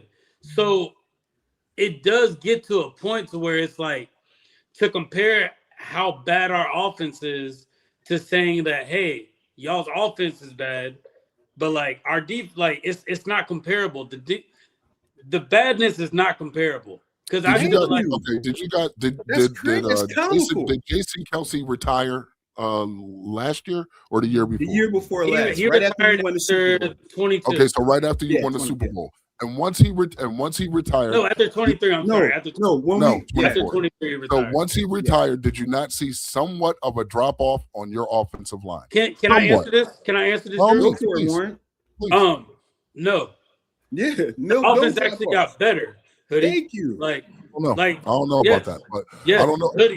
Hoodie. Here's why I say that. Here's why I say that. Your rushing lanes weren't the same. That's a fact. Your rushing lanes weren't the same. Saquon did not get off the way he did in 24. He didn't. You cannot deny wasn't it. on our team. Saquon wasn't on the team. He was too. What are you talking about? He won y'all Super Bowl. What are you talking about? No, he said when Kelsey retired. Hold on. Hoodie. This boy's not listening. So Hoodie. Saquon was on the team when Kelsey was on the team when he won the Super Bowl. Exactly. Right? No, 24. No, he wasn't. Kelsey retired in No. 24. Guys, I can't do this if you're not gonna let the Eagle fans talk about what actually happened. Then Right. we can't do Yeah, this. come on, So, man. So the 2023 season, Mhm. we lost to the Tampa Bay Buccaneers. Yeah. That was Jason Kelsey's last Last game year. as Okay. an Eagle. All right. So that's what I was 2020, asking. but When did he retire? let me explain though. Please let me explain. By all means. Cam Jurgens played guard. So once Jason Kelsey left, Cam Jurgens came back to his original position as center. I stand And that's corrected. where he picked up Mekhi stand- Becton. Warren, I stand corrected. I assumed that Jason Kelsey retired in 24. I'm sorry, 25. I thought he retired after 24 season, after the Super Bowl. That's what I was under the impression. He No. retired. And I was asking So again, the I stand question corrected. so the chat could know, was he on the team? Because I didn't know. I Yeah, wasn't. I I stand wasn't corrected. saying that. he was We're on the talking team. over each other, so nobody can actually explain. Yeah, So- I mean, yeah, you're right. So yeah, So that's what I'm saying. The end of the 2023 season was Jason Kelsey's last game. Remember that That's correct. that off season we picked up Saquon Barkley. Mhm. What? And we picked up Mekhi Becton. Mekhi Becton made that replacement at guard that Cam Jurgens was in. Cam Jurgens went to center. And what happened to Saquon in 2024? 24, he was a man among boys. So that was our first year with no Jason Kelsey. Okay, so again, I stand corrected. That was something I was unaware of. I assumed that he retired after the 24 season, not after the 23 season. That's why I asked the question. When did Jason Kelsey retire? Because I was under the impression that he retired after the Super Bowl season. So I stand corrected. I know when I'm wrong. I don't mind admitting when I'm wrong. Yeah, so that's all it was. I'm not just trying to throw He retired. disparagement. Yeah, so he did not win that. He did not win that last Super Bowl. No. All right, 22. No. All right. Yeah. Yeah. All right. 22. Yeah, he was there when they lost. Yeah. Yeah. All right. Right. So I stand corrected. You know what I'm saying? But I'm going back to what you're saying by when we lost Jason Kelsey, there was a drop off. Okay. And I'm rebuttaling by saying that there was no drop off. It actually got better. Yeah. So it actually again, got better. I stand corrected. You know what I'm saying? I stand corrected because there's things that again, I don't watch the Eagles. So there's things that I didn't know. Yeah, Mekhi Becton, I do remember him being there, and he was a big piece of your offensive line. So I stand corrected. Now, after Mekhi Becton left, that's when we saw 25. We lost. Yeah, Mekhi Becton ended up getting picked up by the Chargers. So going into the 2025 season, we had Tyler Steen. Yep, Tyler Steen. Okay. And that's when most of your woes on the offensive line happened, between injury and other factors. Yeah, just injury. It was just injury. the whole, Okay, yeah. so that's all I was saying. Whether again, I don't watch the Eagles. I don't follow you guys. You know what I'm saying? Like, the only time I care about y'all is when we play y'all. You know what I'm saying? So me not realizing that he did retire after the 23 season, not the 24 season. Fine. I stand corrected. You got me there. But there was still a drop off in 25, whether it be from injury or other circumstances. And you can say that about any team in the league. You can honestly say that about any team. Any team in the league that's going that far, like any team going into January, you're spending more time on the field than other teams. I can definitely say, like, the injuries that they were dealing with, we could see it on the field. Yeah. When Lane goes out, that what was it, third or fourth game against the Rams, Drew? Like, yeah, when it was. I think it was the third game. And to even add to that, fellas, even like look at Mekhi Becton, the 2025 season. Yeah. 2020 last year. If you look at Mekhi Becton, Mekhi Becton actually got kicked off of the Chargers, bro, just because he was not productive, and he had just as many injuries as like Landon, like not as many, but he wasn't very well either, just due to the injuries, bro. So that lets you know that it's not a Eagles thing. It was just look how far we went. Look how much we relied on that run game. It took a toll on those linemen. Oh, of course. It took a toll on. But I can definitely tell you, as an Eagles fan, that was something that I overlooked going into the next season, thinking, "Hey, we're going to be this good. We're going to be doing this. We're going to run up and down."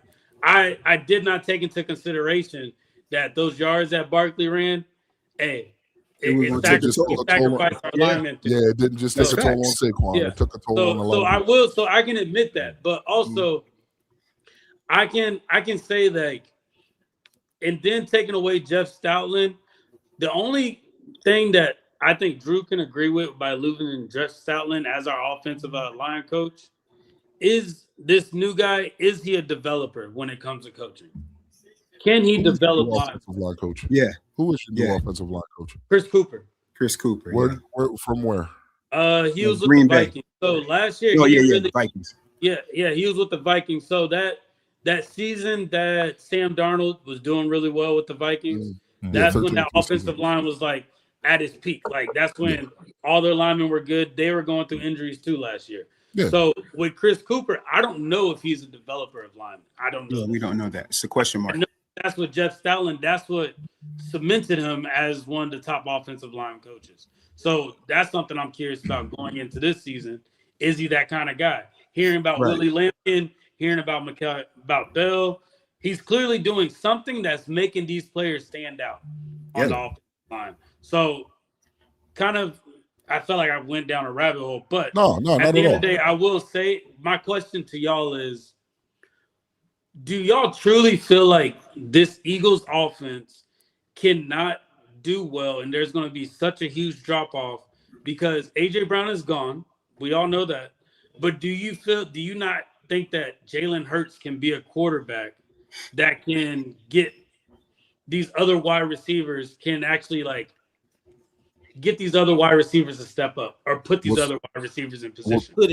As a Cowboys fan, you don't see Jalen Hurts as that type of quarterback? Go ahead, Angry. Like I said before, in an RPO type of situation, I worry more about the run than the pass with Jalen Hurts. Mm-hmm. Like, sure, he can get the ball down outside the numbers.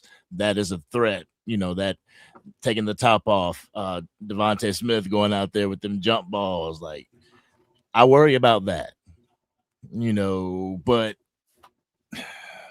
the medium, the intermediate type of throws, the out routes are even in the middle of the field, the typical trope in the middle of the field. I don't really worry about his throwing. Why is that? Why do you not worry about his throwing? I'm not saying that he's super bad at throwing or anything like that, or he's a bad quarterback. No, he's not. But that's just not something that I worry about.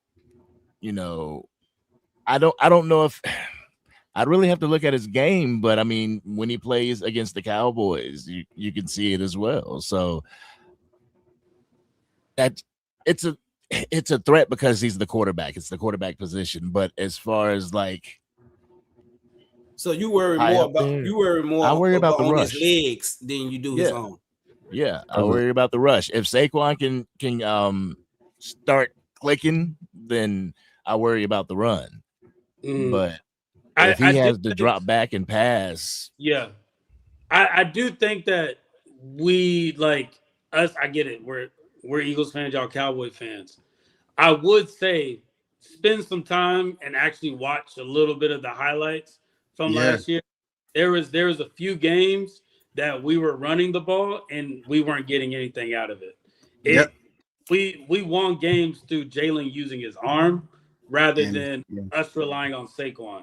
I would highly recommend that. And hell, you want me to watch something that I'm probably underestimate y'all's team? Let me know. Yeah. But that Rams game, we tried to run the ball the whole first half.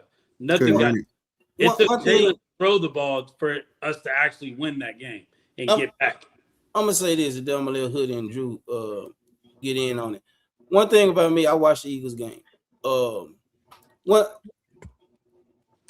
I'm with Angry when he say about the legs, because his legs most definitely can kill us.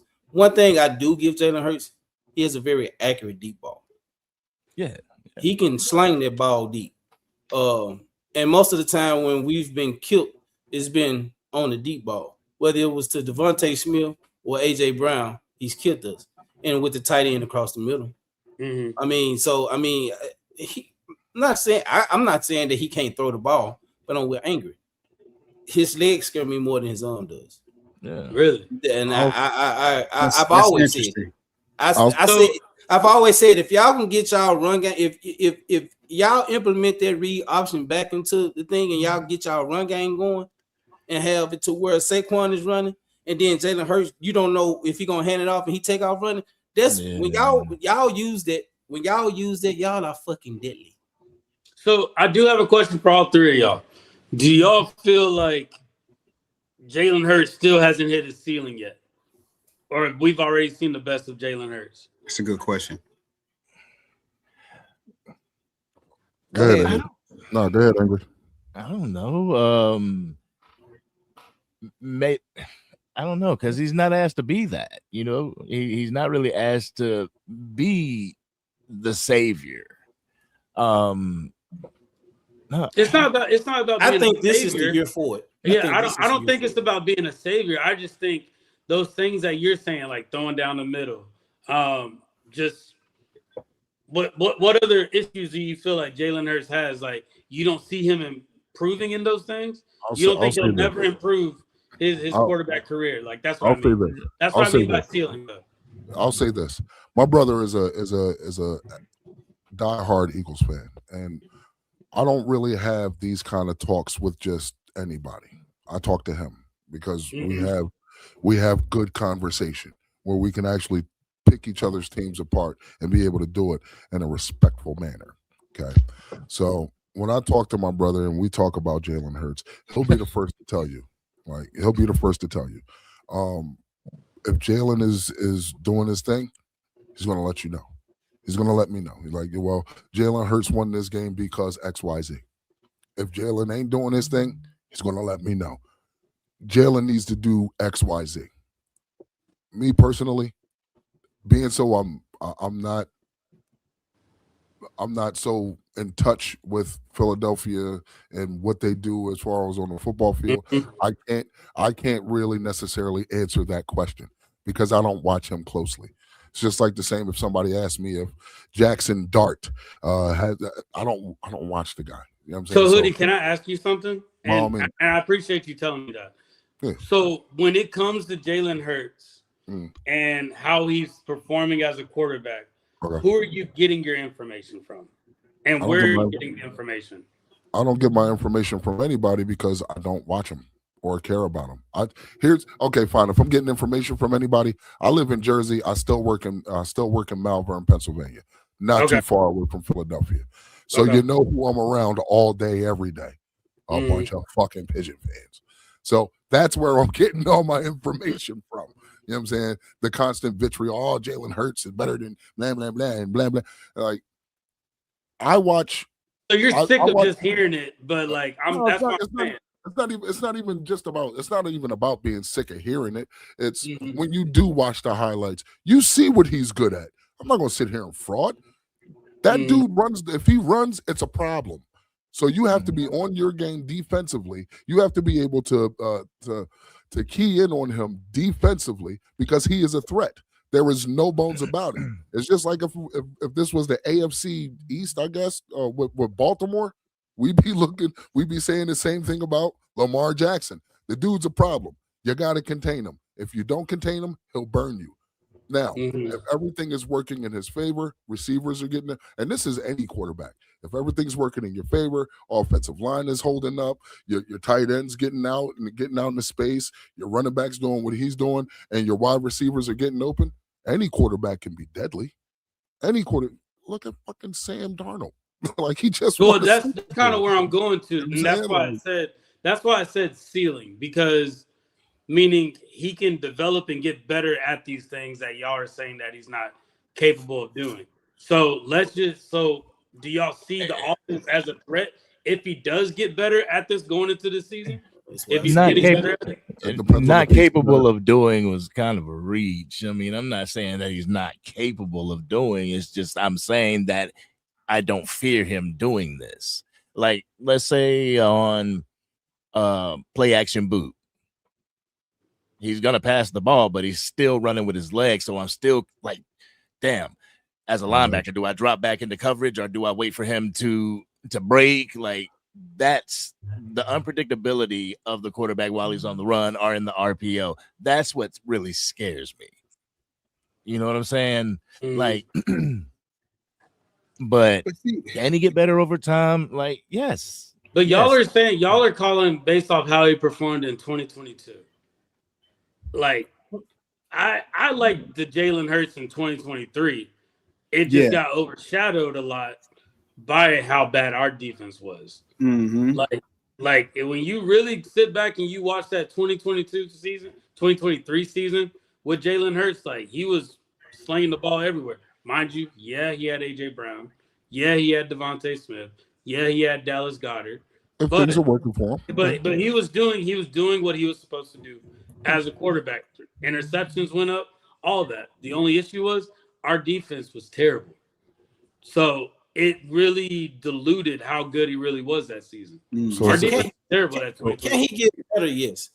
Like I said, I've said this before on other live streams. This is the year. If he can shut everybody up. Mm-hmm. So you see, he has a ceiling though. He hasn't reached the ceiling. He can get better. Yeah, he can get better. Yeah, he still got more years in the league to play. He can get better. What is this, year 6, year 7 for him? Going into year 7. 6 is a starter. 6 is a starter. Yeah, he's got time. I mean, we've seen some of the greatest quarterbacks ever to play develop over time. You know what I'm saying? We've seen Aaron Rodgers come out gunslinging, and then a better analogy. I want to take this back to the early 2000s. Donovan McNabb was known as a dual threat quarterback. Donovan McNabb, I want to say progressed when he started to work as a pocket passing quarterback.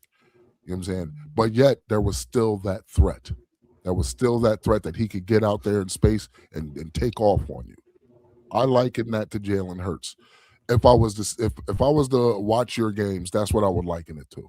Like, honestly, he has the opportunity to get better. You know what I'm saying? Can he learn how to go through his progressions smoother? You know what I'm saying? Not better, but smoother. You know what I'm saying? Can he diagnose defenses at a high rate? You know what I'm saying? Not saying that he can't. I'm not saying that he can't, because obviously when you throw for over 300 yards in the Super Bowl, when a team that's just going to go cover zero on you, you're obviously diagnosing really damn well. You know what I'm saying? So I'm not saying he doesn't diagnose, but can he? You know what I'm saying? Like, can he progress in that manner as a pocket passing quarterback? And I'm not going to say it remains to be seen, because we've seen shades of it. We've seen flashes of it.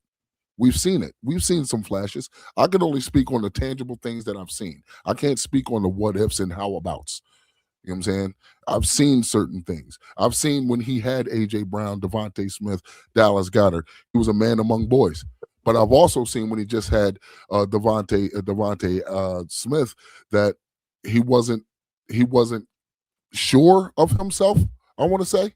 You're saying Jalen Hurts wasn't? What was that, year 2? That was 2021, yeah. So that would be year 2, right? He wasn't 100% sure of himself as a passer, but I mean, Devontae still went over 1,000, but that was it. You know what I'm saying? He didn't go over 1,000. He got 900. He had 900. We ain't gonna talk about that. We ain't gonna talk about that. Let me hit these super gifts. Goddamn said he sent 5 jewels. Appreciate that, goddamn. Randy with the 10 jewels. Appreciate that, Randy. Appreciate that. Yeah, my guy name. Goddamn. Goddamn. That's a crazy man. Damn. We got some good talk going on, y'all. Go ahead. But honestly, Okay. Breaking news, bang, bang, bang. But I'm not really. Again, like, it's no shade. It's just shit. I don't even watch Seattle. You know what I'm saying? Like, the only time I cared about Seattle is when we played them yesterday. You know what I'm saying? So it's no shade to no teams. It's just how I rock. I don't worry about Philadelphia, but when we play y'all. Now, do I pay attention to certain things? Hell yeah. I know who Jalen Carter is. I know who Jordan Davis is. I know who Quinyon Mitchell. I know who these guys are. You know what I'm saying? I know what they have done in the league, sure. But I also know what my guys can do. So I'm not going to compare my offense to your defense or your defense to my or your offense to my defense. It's pointless. It's pointless because I've seen you torch my defense, but I've also seen my defense hold up. Mm-hmm. You know what I'm saying? Just like I've seen us torch your defense, but I've also seen your defense hold up. You know what I'm saying? That's football. No, that's football, and we're in the same division, so Mhm. we can't count our games as a narrative to like that's how we're gonna play the whole season. You get what I'm saying? Bro, we ain't Like, we haven't beat Arizona in 7 years, bro. We haven't for some reason. I get you, bro. Like I get it. We ain't beat. I mean, for a while, y'all couldn't beat Tampa Bay. Hey, we struggle. We struggle with Seattle. We struggle with Seattle. Yeah, I definitely get that. But So, I do have another question. So What's that? I know, and I'm using this as an example, and I know some people will hate me for it. Troy Aikman, as good of a quarterback that he was in that time, there was other quarterbacks that were better than him. Of course, there was other quarterbacks that were better. Yeah. Do y'all put Jalen Hurts in that like caliber as he has a team? He has a great team around him. Like, so he's expected to be great in those moments where it's necessary. Like when it's necessary, yes. Absolutely. Yeah. So do y'all put Jalen Hurts and Troy Aikman kind of like in that same category? Because I looked at the stats. The stats are basically identical. They're the same. But you can say that. I mean, Troy Aikman had a team around him. Jalen Hurts has a team around him. There's no getting around that. Brad Johnson had a team around him. Trent Dilfer had a team around him.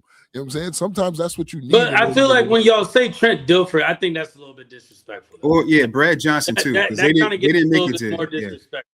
They didn't make it to multiple Super Bowls. That's disrespect. But they won one. That's what matters, right? Yeah, but they were one and done. Jalen's been multiple. They won the Super Bowl, but he has comparing them to Troy Aikman. But Troy I'm saying where Troy Aikman was put. If they did a ranking at that time, right, would it be the same type of conversation that people are having about Jalen Hurts? If you're asking me, right? If you're like asking me coming right in and now, out of the 10, in and out of top 10, he might be in the top 10 this year. He might be out next year. Like, if you're asking y'all me really right don't now, think that? if you're asking me right now, back then when Troy Aikman was playing, was there 5 to 10 quarterbacks better than him? Yes, there were. If you're asking me right now, if there's 5 to 10 quarterbacks better than Jalen Hurts, I'm going to have to say yes. Why? Because there's quarterbacks and then there's dual threat quarterbacks. The only dual threat quarterback that Troy Aikman had to deal with was Steve Young, the only one. You know what I'm saying? Until the Donovan McNabbs, the Steve Aaron McNairs, the Dante Culpeppers came into the league. And they came in later. But back then it was more cerebral quarterbacks. Unfortunately for Jalen Hurts, there's Lamar Jackson, who just so happens to be one of the best dual threat quarterbacks in the league. Josh Allen, who's a dual threat quarterback, but he is rather cerebral, turnover machine, but rather cerebral. You know what I'm saying? Like there's a mentality, there's a mentality to these guys. And it's not a knock on Jalen. Jalen just has a certain way that he plays that's conducive to his skill set. And can I ask this question though? Bring up Randall Cunningham. He was one back during the Troy Aikman time too. Can I ask this question? Yeah, Randall Cunningham. And this is for everybody. This is for everybody. Like Jalen hasn't had a consistent offensive coordinator since he was in Oklahoma, right? And so when you have a quarterback that's afforded an OC for multiple years to work in the system, to grow in that system, typically a rookie quarterback doesn't really hit their stride until what? Year 4, year 5. So here Jalen's going into year 6 as a starter. Never had a consistent offensive coordinator. I think he had Sean Steichen like 2 years, right? So isn't there some type of cerebralness that a quarterback has to have in order to be able to function under a new OC, learn new play calling, learn just a whole new system, and still yet have the success that Jalen has had? There has to be some credibility, or there has to be some credit that he has to take with him having some type of cerebralness as a quarterback to function like that, because I don't know if any other quarter has ever functioned like that or can. I don't think we've ever seen that before. And for Jalen to the last 6 years never missed the playoffs, been to 2 Super Bowls. I mean, that has to speak something to his intelligence as a quarterback. I mean, tell me, am I wrong? Your team, that's to speak something to your team continuity.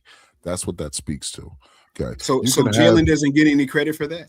Why do I have to give Jalen Hurts credit for a team accomplishment? I'm just asking. You don't have to give him anything. I'm just asking. So I'm answering your question. I'm not giving him credit. I'm giving your front office credit because of the continuity of the team. They put everything around him for him to succeed. That's how quarterbacks actually succeed in this world. You don't believe me? Ask Tom Brady. I don't think Tom Brady had the same offensive coordinator every year, and he played 20 years. You know what I'm saying? But he was constantly winning because. But he had the same offensive coordinator for a while. For a while. Okay. All right. Yeah, that's fine. For a while. I think what Drew's trying to say is like that constant change happening every season. I think that's mainly the point that Drew's trying to get across. Like when you're trying to develop somebody, it doesn't just take one season. No, it doesn't. It can take up to 2 to 3 seasons, and you need that. You need that continuity with that person and to build that trust. So I'll say this, but not as a slight or being disrespectful. Stop being so damn successful. Then, if you want them to actually build with somebody, stop being so damn successful, because then teams won't want your guys. You would like that though, wouldn't you?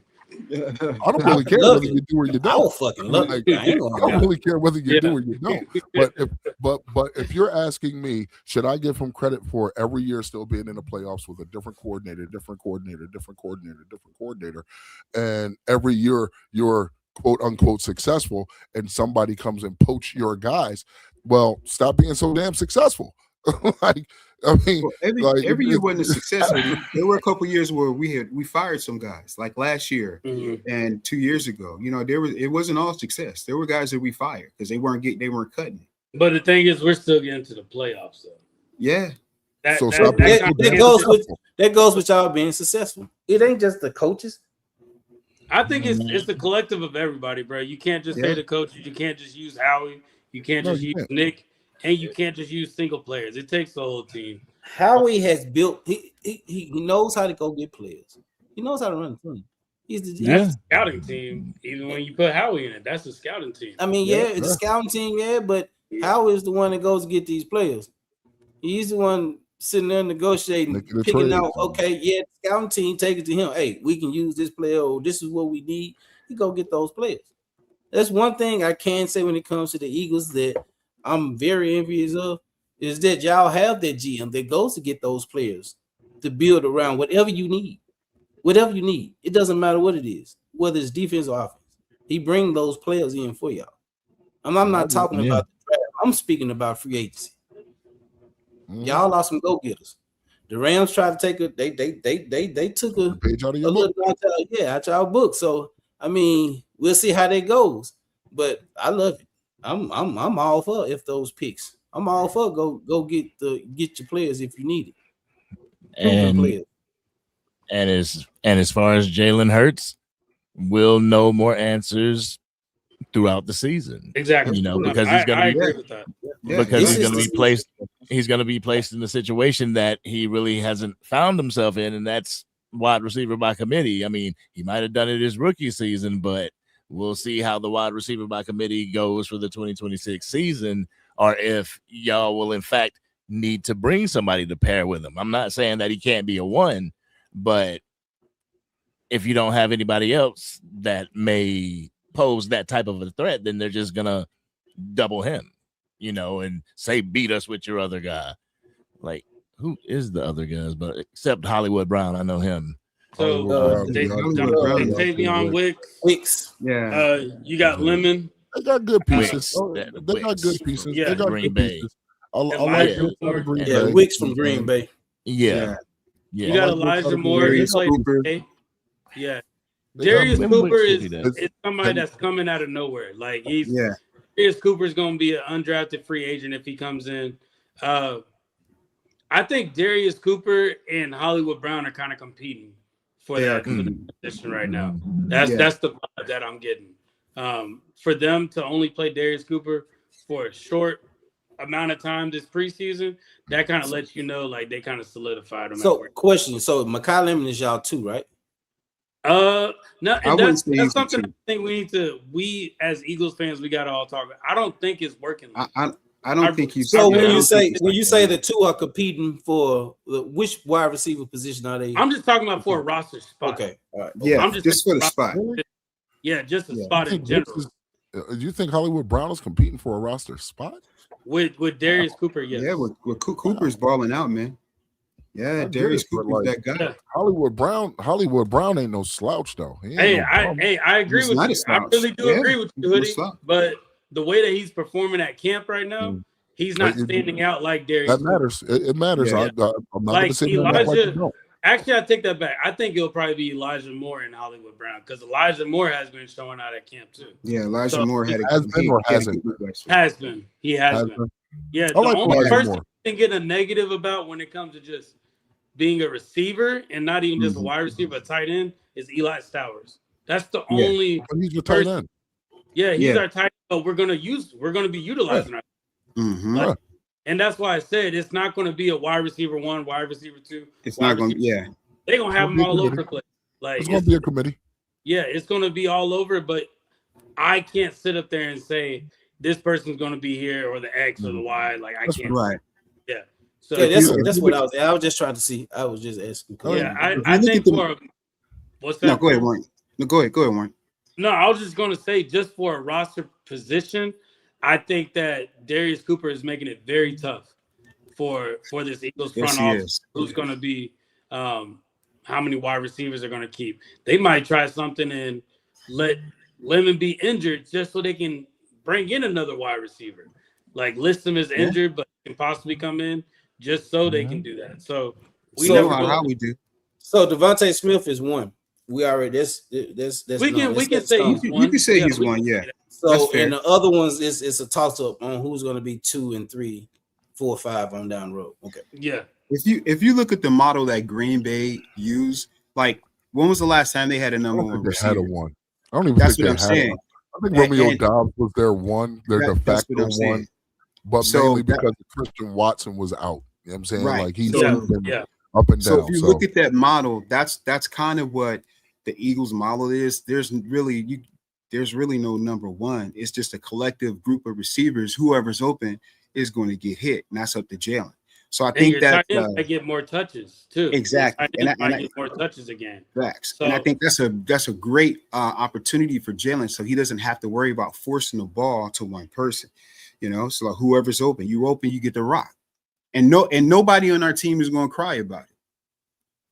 Yeah, and to kind of add to it, when they double teamed AJ Brown, they gave it to Devontae Smith. Mm-hmm. Y'all are saying now if they double team Devontae Smith, it's not just a one wide receiver that's an option. You probably got 2 other people. You got a bevy of wide receivers. You got a tight end. You got a running back out of the backfield. Yeah. So it's just we all know how the game of football works. Yeah. You know what I'm saying? I'm just saying it takes away the predictability we did have these last 2 seasons. It takes that.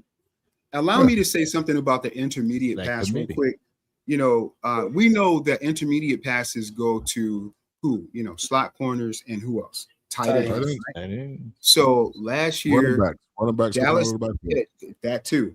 Dallas Goedert had double-digit touchdowns. How? Because of the intermediate passes that he got from Jalen. So Dallas Goedert had one of his better years last year. So, you know, when you say he can't throw the intermediate pass, I'd have to call cap on that. Okay. We never did say that. I'm not saying you. I'm just saying there's a misnomer out there that Jalen can't throw intermediate passes. There's a difference. He can't throw it in the middle, which is okay. Not true. He doesn't throw as much, but he can do it. That's the difference. An intermediate pass doesn't necessarily mean it has to go across the middle. An intermediate pass is 5 and out. 10 and out. You know what I'm saying? 7. You know what I'm saying? Those are intermediate passes. So it doesn't necessarily mean it's going across the middle. You know what I'm saying? Now, Have we seen Jalen Hurts throw across the middle? Yes. Have we seen Jalen Hurts struggle going across the middle as well? Yes. He's been successful and he struggled a bit. There isn't a quarterback in the league. When did you see him struggle? Hold on. There wasn't a quarterback in the league that. When did we see him struggle? In the playoff game last year, going across the middle. Okay, so we're not going to do that. Well, now, was that because of drops? Because just like you guys said, CD Lamb dropped the ball. I had a receiver that dropped the ball. Well, when I said something about CD Lamb dropping the ball, no, what I'm saying is, you use CD as a secular, and I'm telling you, we had passes drop by that. That's not on the cornerback. We had Smitty drop a ball. We had AJ drop 2 balls. So we don't get to use the same, I agree with you on that, Drew, because on the drops, I don't put the drops on my quarterback. So you can't put it on the quarterback. Yeah, I agree with you on that. But you're giving the credit to your defense. You're giving the credit to your defense when I say CD Lamb dropped 4 balls against the Eagles. Here's why I give the credit. Here's why I give the credit to the defense. No, you can't, because you have the best kicker. Kush, you have the best kicker in the NFL who can kick balls 60 yards. Kush, listen, hear me out. You have the best kicker in the league, and you mean to tell me your high-powered offense couldn't get your field goal kicker in position to kick a field goal? He's talking about that was the problem. I think that was the problem. That's what I'm saying. So the second half of that first game, we shut you out. You mean to tell me, yeah, I know he dropped a couple balls, but you couldn't get to the 40-yard line, so your field goal kicker could kick a 60-yard or a 55-yarder with ease? So is that why you put it on your defense? That's why you get your defense credit? I put it on my defense and your offense. That's what Hoodie was asking. Yeah, that's what I'm saying. I'm doing both. I put it on both. My defense stopped literally what I'm saying. No, what I'm saying, Kush. What I'm saying is your offense is so high powered, you couldn't get your high powered offense. We're not talking about my offense. That's what I'm saying. The conversation was not about my offense. Now he asked the question about the drops. I'm asking the question. Giving the credit to your defense. They did it the second game we met. I tell you that much. Yes. The conversation was about intermediate passing, the disparity between intermediate passing and throwing. No, I got that. I was just bringing out a point. You said when was Jalen Hurts unsuccessful throwing across the middle? I can count 2 games: the Chargers game and that playoff game against the San Francisco 49ers. Warren, am I wrong? Yeah, those are 2 games he did not have his best games, but there we go. So, it is the passing. It is on AJ Brown. We've seen it happen. AJ Brown 2023 was a slant god. Guess where that ball goes? Across the middle, because it's a slant. He was a slant god. So I've seen him be successful going across the middle. But I'm telling you, I've also seen him be unsuccessful going across the middle. But you can say that about every quarterback, though, Hoodie. You can. You can. Hey, man, I love it that for someone that doesn't watch the Eagles, you know a hell of a lot about the Eagles. Want me to tell you why? Because we play y'all twice a year. Those are the only times I care about you. Those were the times when AJ was at his best going across the middle. The Chargers and the 49ers. Y'all played the Monday night game. That's the only game to watch. Wait, how did you know about the Chargers? Yeah, that's what I'm saying. You don't watch this, but you saw the Chargers game. You saw the 49ers game. Was it because he fumbled? I'm about to tell you how I know about the Chargers game. I believe it was a Thursday night game. Am I right? Yeah, it was Thursday night. It was a Thursday night game. That's what I do for a living. I work 2 to 10:30 at night. I work with Eagles fans. Eagles fans had the game on. Yo, Mike, watch the game? Not really. I kind of want to chill. Nah, just come watch the game. We watch the game with you because they do come over and watch my games. I sit in my little area. They sit in their little area. They'll come over and watch my games. Yeah. And on the off chance, I'm like, dude, just say you watch the games. Just say you watch the games, man. Come on. I watched that game. Yeah, it's all good, In that game, I saw your quarterback struggle across the middle. So but that was one game. You go. There's 17 games in the season.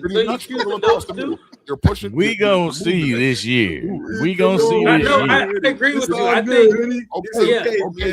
I agree. If we get a 2023 Jalen Hurts, y'all there's trouble. That's it. That's all I gotta say. If Y'all- we get a the league is in 2023 Jalen trouble. I'm Hurts, looking there's forward gonna to be it. Disagree with I'm you. looking forward to it.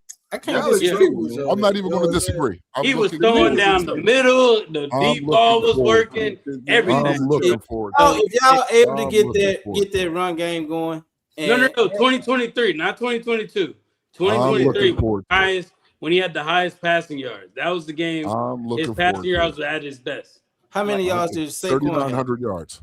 Huh? How many yards did 3,900 Saquon have? yards. Saquon was We didn't have Oh, Saquon. We had Saquon Miles. was We had Saquon. DeAndre We- Swift. Yeah, Swift. Yeah. Then y'all, Yeah. what were y'all ranked in y'all in rushing? Ooh, I think it was top 5.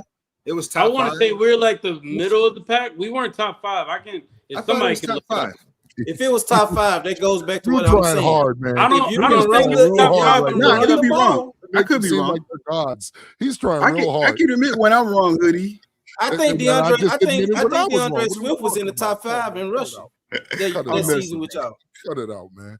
I think he was What in year top was 5 that? in rushing against y'all. I'm looking it up right now. All right. That's what I'm saying. If y'all was in top 5 in rushing, that's what I'm saying. You get back to that rushing game, that's when everything becomes deadly when it comes to the Eagles offense. But that's a lot of teams. Like you can say that about the Bills, bro. The Bills can can't say win that the about game Dallas. The Bills ain't in the unless what's NFC his name East. was getting over 60 rushing yards. The Bills Like, ain't in the NFC East. They not. But I'm just saying, I'm speaking about y'all. This is But I'm what saying scares that's me about most y'all's teams, though. offense. That's most But I'm teams. saying, but this is what scares me about y'all's offense because I know what Jada can do if you got a rushing attack. I know. Yeah, he probably be throwing it all over the goddamn field. Drew I've seen it. hard. We were ranked 8. Real hard. We I were see ranked that 8 sweat We bro. were on top 10. rushing offense. I Yeah, see that we were ranked sweat, 8. bro. Okay. Yeah. I mean, even the year we went to the Super Bowl the first time and lost to the Chiefs, we had what was it? Miles, what was his name? The guy you could run it Miles back. Sanders. Miles Sanders. Yeah. And we had a top rushing offense then too. Yeah. So, when the Eagles rush the football, it does open up. So it's a recipe for success. You have the Eagles have a top 5, I would say top 3 defense, and then if you have a top 10 offense where you run the football, the Eagles are I'm gonna say this and I'm gonna leave it alone. I'm gonna let y'all talk. I do want to add this though. I just looked it up. We say the same thing about that. It wasn't even top 10. Yeah, So- I agree. If you guys run ran the that back. football, Run but that- y'all throw run too that much. back, sir. Run that back, Angry. What you just say? Huh? Yeah. What you just say? Oh, I heard you. What'd you just say? Oh, you heard? Who, me? Oh, I heard you. Oh, you know I heard you. I don't have Oh. a No, problem not saying you, it. Eagle. Not you, Drew. No, You talking about no, Angry. we You was, talking about Angry. we was talking about Drew. Jalen Hurts had top quarterback passing yards in 2023. No, not top. But I'm saying that was his best season. Oh, that was his best season. Yeah, Okay, yeah, okay. that was his best season. We didn't say it. No, Yeah. I'm not. No, I'm not doing all that. But Okay. I will say this though: the Eagles were 16th in pass defense that 2023 season. So kind of like what y'all say about y'all's defense. If we can just get in the 20, or if we can just get here, top 15. yeah. Hey, if we can just get Who said in, top 15? We said Yeah. middle of the pack. yeah, like if we can at least They get talking that, about when they say top 15, Angry, they ain't talking about you. They That's this talking about gentleman me. here. That's They talking what- about that's me. top 10. Oh, Yeah, They see, talking I that's don't your think boy that right like that. there. That's your boy. I'm gonna Yeah, die they talking on this about me. hill. But that's the Nah, same thing y'all are you saying get though. my If we defense keep from the run 18 to game the 24, I'm same, good. and if our pass game can at least get in between that 10 and 20, Mhm. we can be dangerous. Just Yeah, same that's thing what with I'm y'all. Same I'm thing gonna y'all are say that, saying. bro. We all in the Everybody same can say that boat, bro. wrong. It's just We all different. in the same boat, bro. I Yeah. think this NFC East is Yeah. going to be very competitive. Getting back to where we used to be, I think it's going to be very competitive. Well, I blame y'all for making the Commanders get this hype about themselves. I They didn't. had No, to no, play. no, How you no, no. blame us? I didn't I know say we nothing do. about the Commanders. No, I'm saying that because we have to deal with Commanders fans now. It's supposed Yeah. to be That's supposed to on be the y'all. Cowboys. Y'all did y'all. that. Yeah, No, that's on y'all Why y'all. y'all let the did that. Commanders y'all. sneak up like that? How do we do that? Because y'all got them Okay. first game of the season, so y'all the target. Don't put we that always evil the on me, target. Ricky Bobby. Don't put that evil on We me. always the The target. Washington Commanders is a product of y'all. Cut that out. I'm one of the I'm ones that saying think the it's Giants are supposed to gonna be better it's than the supposed to be Commanders. Eagles and Cowboys. Yeah, Y'all let No. the Commanders good. sneak up, It's and we supposed had to to be play Eagles and them Giants. in the NFC Like, you talking about the Championship. NFC Championship. And ever since that happened, Yeah, now we that's your deal fault. with Commander fans. Not our fault. Yep, Y'all shouldn't did let that happen. Y'all not supposed Yeah. to let that happen. Y'all You dropped the ain't putting ball you on ain't that, putting man. that- Come y'all on. ain't putting the evil on me. Y'all not putting that evil on me. I'm not even It's responding. true, responding. I though. have no Y'all Y'all had keep that response. to yourselves. Hey, Y'all have keep no that to response. yourselves. How epic would that have been, Kush? Eagles and Dallas? That would have been the NFC number one watch championship? playoff game. That'd have been That's what it Ever. would have That'd have been. been dope. Ever. Yeah. You know what I'm saying? Yes, We'd have beat yes, the Willie. barbecue out of y'all, but yeah, that'd have been dope. Yes, And then that Willie. happened. The Cowboys happened. have signed Von Miller. I guess he doesn't remember that we ain't the Commanders. I'm sorry, we ain't the Commanders, bro. That year, y'all definitely weren't. Well, Yeah, well, we they were talking not about when the they Commanders, made bro. it to the NFC And plus- Championship. So yeah. And plus, Uh, They made it to a chip. what They was made it? it to an It was NFC the Barbecue championship. sauce out of They Dallas. still But it ain't was win the shit. last game of the year last year where the Commanders beat y'all. You know, y'all wasn't second- playing for anything. Yeah. And so that's probably what they going off. Well, oh, we beat you. Like, man, it was week 18. Stop it. from what I heard, Saying, ever Commanders- since they got Jaden Daniels, What- bro. Ever since Jaden Daniels, they've been coming out of nowhere. Yeah, man. Yeah, they on They y'all feeling ass. themselves. They got the So I'm hand gonna up. tell y'all what I've heard from Y'all the supposed Commanders to calm fans them down. dealing Y'all with supposed to y'all. calm them down. This is what I've heard from Commanders fans dealing with the Eagles. Now push the Cowboys shit aside because y'all know the beef that we have. So they said that since y'all finally won a Super Bowl, y'all have become arrogant. Now I've heard this from certain Commanders fans Mm-hmm. that y'all become arrogant since y'all won the Super Bowl, and it took y'all down there 40 years to get one. Is what I've heard. Now that's not coming from me. That's coming from Commanders fans. I ain't gonna call the name, Stop but it. that's coming from Commanders fans. Stop it. I'm just saying. I ain't speaking about that one you thinking about, Drew. I can see where they're getting it from, though. I can see where they're getting it from.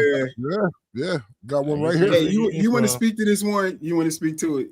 No, go ahead, Mr. Eric. You know what? People through. Speak on. I think when it comes to people saying that about Eagles fans, I'll be honest. You're the vet when it comes to the Eagles, Drew. Just because I've only seen the Eagles win. Right. I've only seen the Eagles in success. I haven't seen them fall off, or I haven't seen like multiple losing seasons. I haven't seen that. So I'm gonna hand it to you, Drew. Yeah, you know what? I'll say this. My son is about Warren's age, and all he knows is winning. That's all he knows. You know what I mean? So when I speak if you ask him a question about the other teams in the division, he chuckles, he laughs, he doesn't really take you guys serious. So I would say, yes, we are arrogant, right? Because you have to blame it on our ownership for putting us in positions to where, we have a supreme confidence of, that our team is going to be put in positions to win. And it's been like that for the last 30 years. So, I mean, don't blame us. It's just like, that's just how it is, Putting positions to win especially over within the last 30 10 years, we've been carrying this division. We really have. And it's like, and I'll say this, and I'll let you have it. I'm older than way older than Warren. And I remember in the 90s, and I've said this in one of my shorts, that you guys were arrogant. We're just a carbon copy of what you were. That's it. I don't see why you guys can get mad at us because we're just being like you. And the only thing I can say to that is it's not fun when the rabbit has the gun. So the rabbit has the gun now, and he's pointing it at you. And I'm saying, yes, I am arrogant. And until we fall off, we'll remain arrogant because we win. I mean, I'm not gonna. That just makes the fall even sweeter, bro. Because it's social media. That's all it is. It just magnified because there's social That's media. what I'm saying. You know, the fall. You looking for the fall. You know, I want you to come I up. don't care I about want the y'all fall. to. I want y'all to come Sure, up. you do. I want you to come up to Sure, the standard. you No, do. you don't. No, you Come don't. on, No, you That don't. for No, you real. don't. Now Like, you lying. stop that bullshit. lying, It sound Drew. good. You Come don't. up to the standards. Come up. Eagles Sound Drew, good, bro. Eagles Drew, Come up. what you just did was lament that you've already come up to our standards. Welcome. It's nice to have you. Wait, what You're still at the standards? kiddie table, enjoy So you your mean- ice cream. So 14, 19, and 1 is your standard? Because that's what you guys been the last 2 5 years. Super Bowls is our standard. No, 4 playoff games in 30 years 5 is your Super Bowls standard. is our standard. That's not your standard. 5 Super Bowls is our standard. That's not your Because for standard. 50 so I Because just- you know what? question, for 53 Go ahead, years, Warren. losing was How your is that- standard. How many- how's that But it's a not standard? now. Lamented. You But just it's not lamented. now. But it's not You now. just- it's not need to go now. by for y'all to, how many years need to go by for y'all to say, I don't care about those Super Bowls anymore? Thank Honestly, I you. don't. Honestly, I The don't. same amount of just- years it yeah, took yeah. you guys. Before I y'all, wanna The before same, y'all amount answer, the same amount of years it took Eagles fans. Come on now. So we gotta take It ain't that like long? y'all ain't never had a Before drop y'all- before. before y'all continue, let me read But Rob remember, Hayes. I told you, all I've Super seen is winning. Hey, we got super Let chat. me We read got Rob super Hayes' chat. super chat. He said, "Cause you're right. You're not the Commanders. They've been to the NFC Championship game this century. Wait a minute. You gotta- 100%, Rob. Hey, That's Philly. a body. There goes with 100%. super chat. That's a body. Rob Bay with the $9.99 Salute, super Rob. chat. Great show, fam. Love y'all. Yeah, shout out to Appreciate that, Rob. Appreciate I love you it, too, bro. my guy. That NFC That's the beauty championship about this. shit, that shit's gonna disappear as soon as the Cowboys hit the NFC championship and lose. Yep. Then Win. people will be like, "Oh, y'all ain't Yep. made it to a Super Bowl yet." But, Like, but win. All right, where's win. the goalpost? Because we know Win. how The goalposts. goalposts move. But We understand. see, that. here's We the issue understand with how you guys. Here's the goalposts problem, and here's where we get Don't our say you arrogance guys. from, right? Don't say you guys. Hold on, hoodie. Don't This say is you where guys. we get our arrogance from, right? We have a front office that would never put up, and a fan base that would never put up with the stuff that Dallas Cowboy fans deal with. Like, That's there's a lie. no way we Just would for have a 57 quarterback still on our team that's 2-5 in the playoffs in 11 years. And you guys make excuses for him. I guarantee you'll make an excuse for him. 2-5 in the playoffs is unacceptable.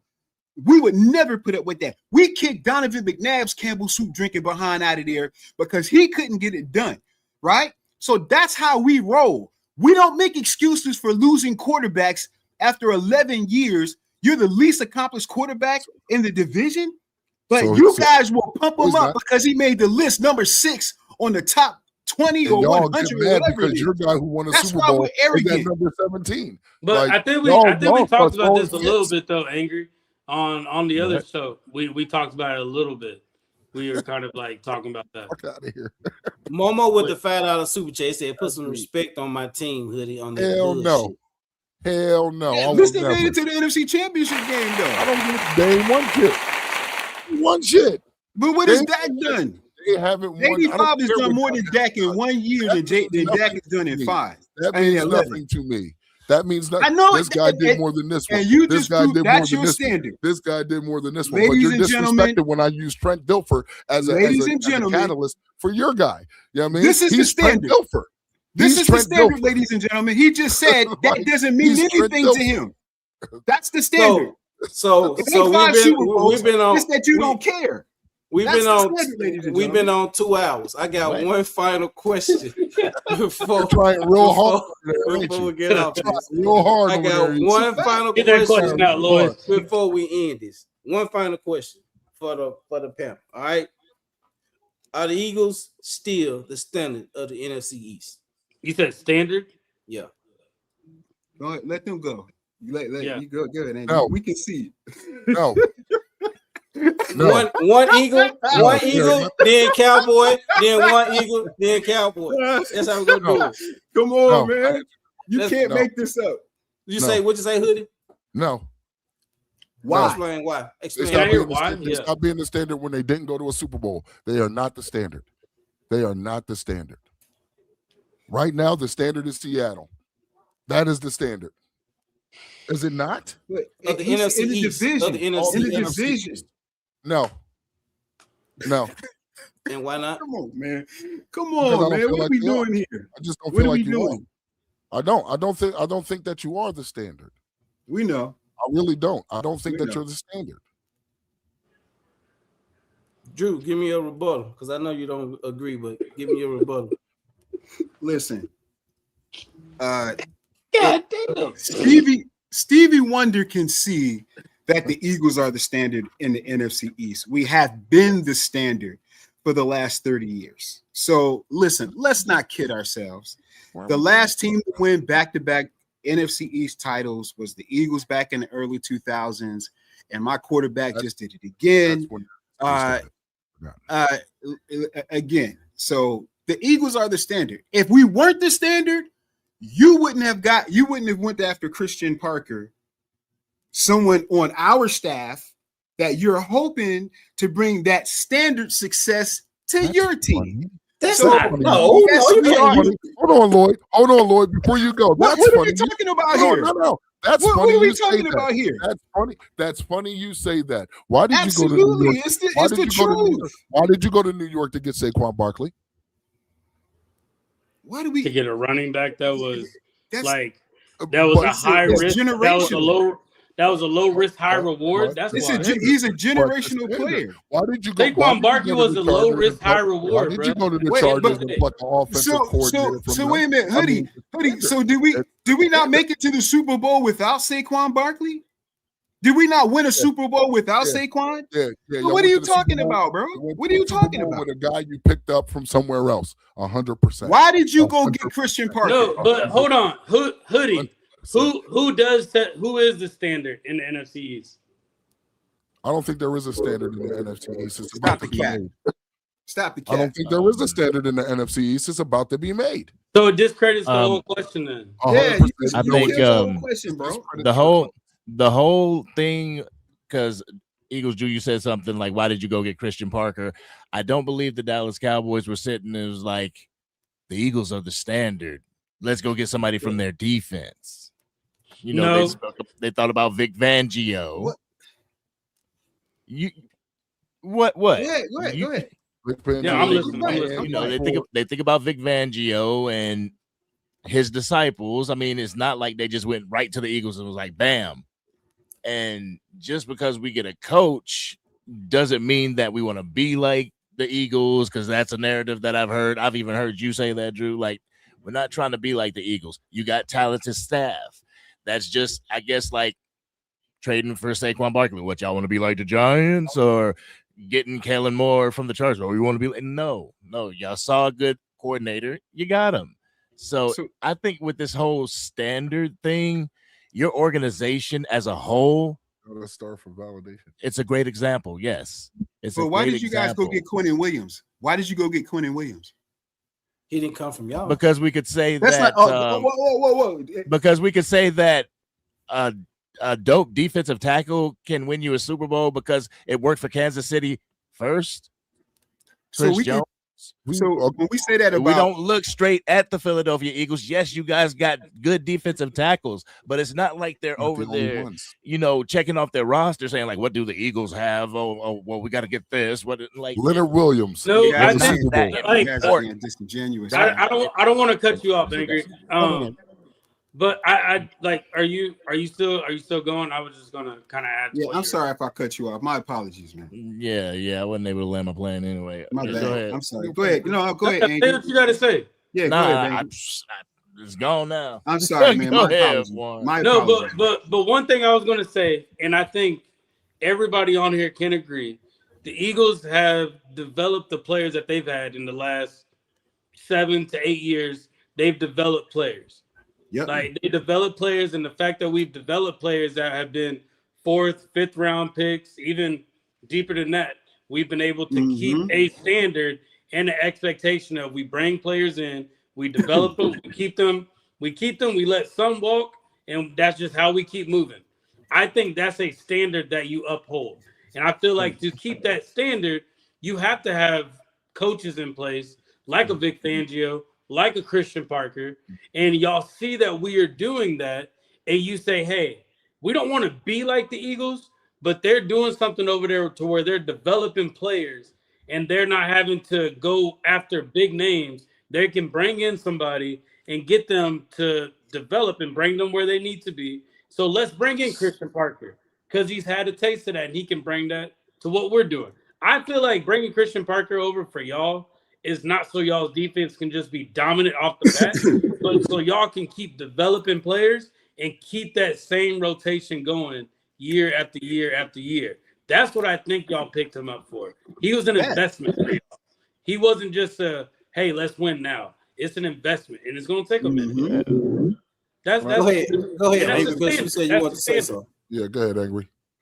Go ahead, Angry. No, yeah. It's definitely from the success that he has had in Philadelphia, but it also goes to the success in Denver. You know, the people that he's worked with. He just so happens to be under Vic Fangio, and he has worked with Vic Fangio over the years. So yeah, we're gonna poach him.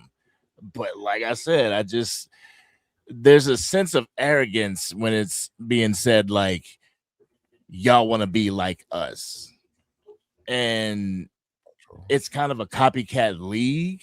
You know what I'm saying? So it's like not trying to be like, we're trying to be winners. So you could say we're trying to be like Seattle, trying to put together a team that can actually get to the Super Bowl and get it. Yes, y'all happen to do that 2024, but that doesn't mean that you're top dog still. And if we were trying to be like y'all, it would be like you did last year, the wild card exit. We want more than that. I'll say this. Right. But the question was the NFC East. I'll say this. Yeah, it was the NFC East. I'll say this. We are not trying to be like you. We don't want to be like you. We want our own standard, our own brand. Okay. Bringing in Christian Parker from Vic Fangio, not from Philadelphia, because everywhere Vic has gone, from Miami to Denver, now to Philadelphia, there's only one dude that he's called on. Only one, Christian Parker. If you don't believe me, go look it up yourself. Okay?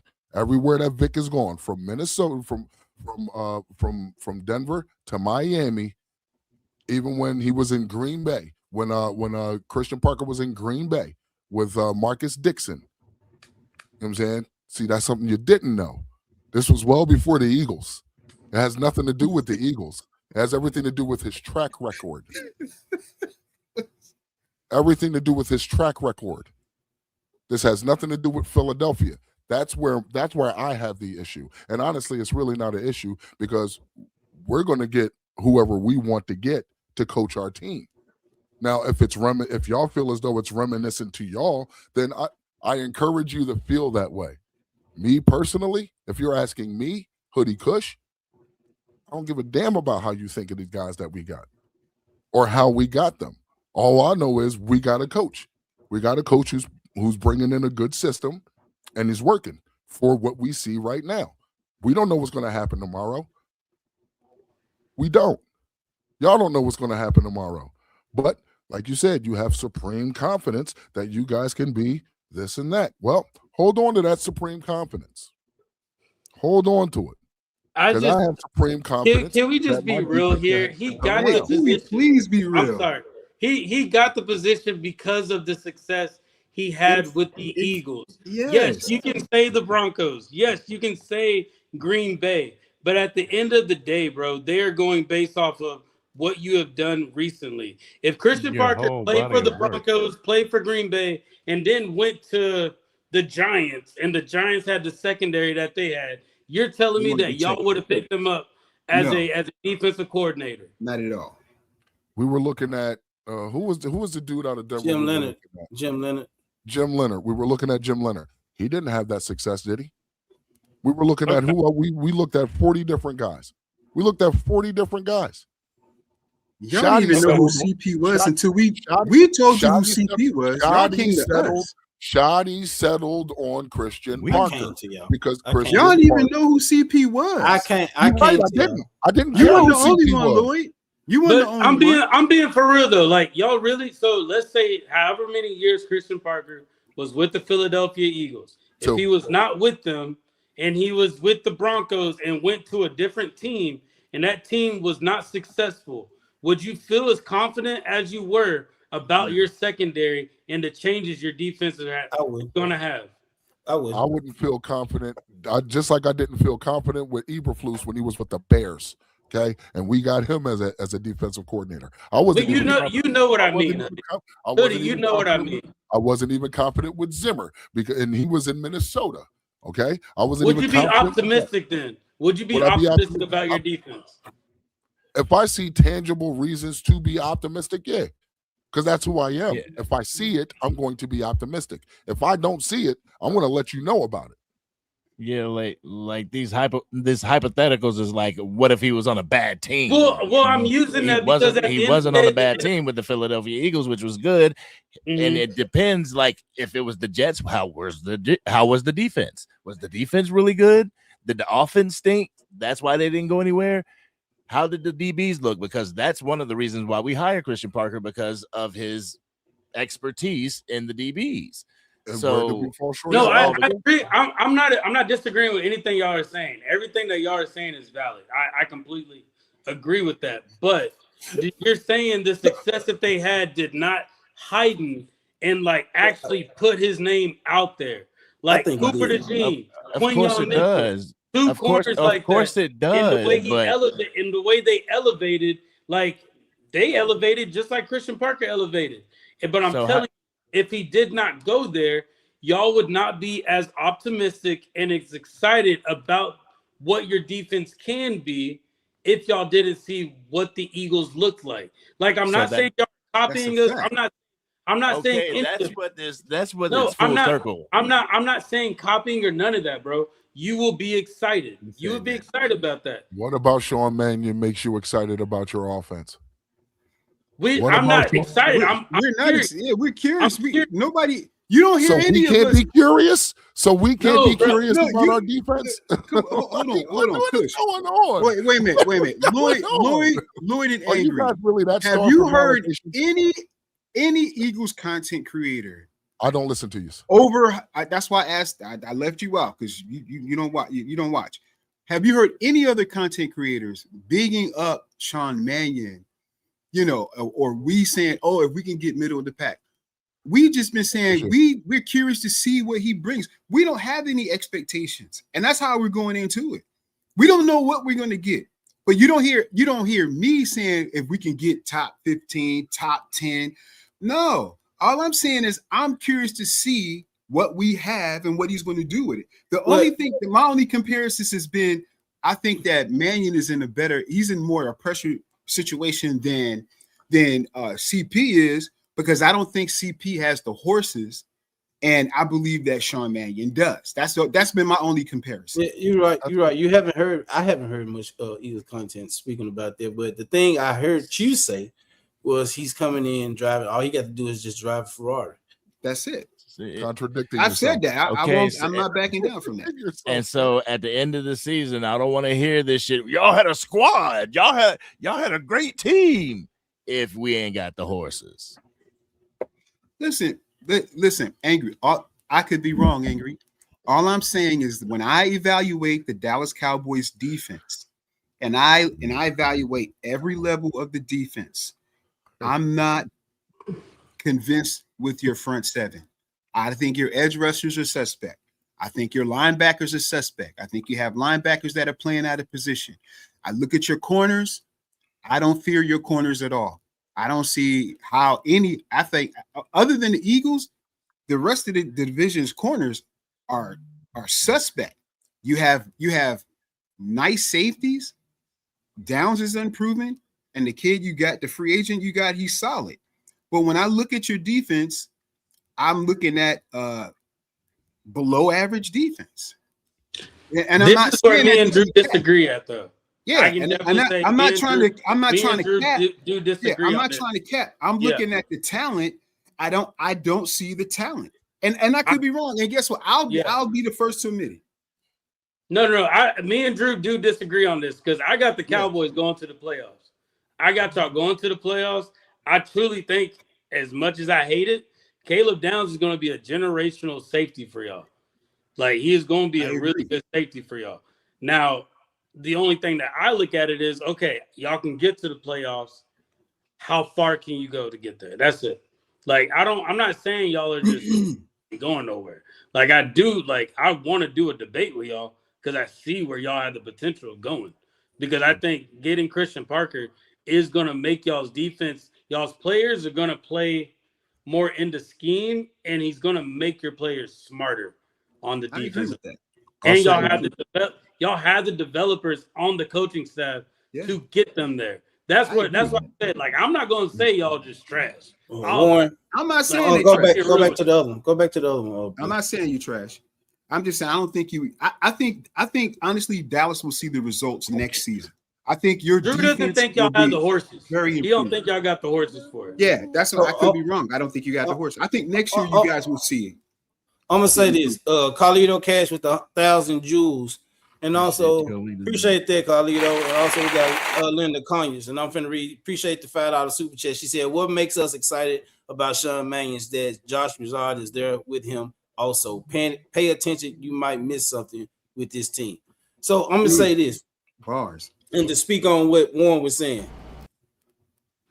I'm not speaking about the playoffs right now. I've been saying this for the longest. We need to win NFC East division. We need to win that first. Ask me that question when the playoff starts, because right now I can't speak about the playoffs. We didn't make it to the playoffs last season. We need to win the NFC East division, and that's how I look at it. That's my mindset. That's the goal for me when it comes to the Cowboys at this particular time.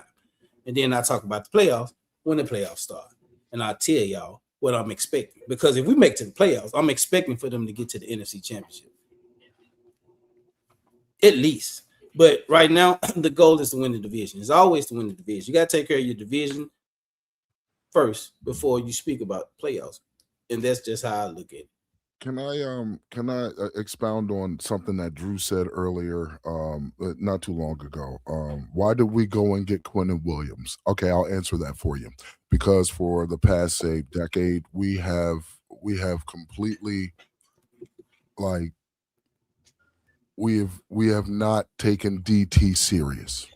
And when you haven't taken something serious for so long, at some point you're going to have to take it serious, especially when you look across the NFL, not just the NFC East, but the NFL, and see that successful teams have a stout interior defensive line. Chris Jones, number one. Leonard Williams, another one. Jalen Carter and Jordan Davis, of course they're in there. Dexter Lawrence, he just went to Cincinnati. Yeah, he was on a crap New York Giants team, but to say that he wasn't a thorn in your side would be a lie. You know what I'm saying? DTs matter. You need interior. You need interior defensive linemen. That's why you go out and get Quinnen Williams. Mm-hmm. Did he? What impact did he have on the Jets? He was a Pro Bowler. What, four out of the 7 years? What? No, I mean for the team. What the team? What success did it? What success? And he wasn't all. I mean, we know the Jets suck, dude. Hold on, no.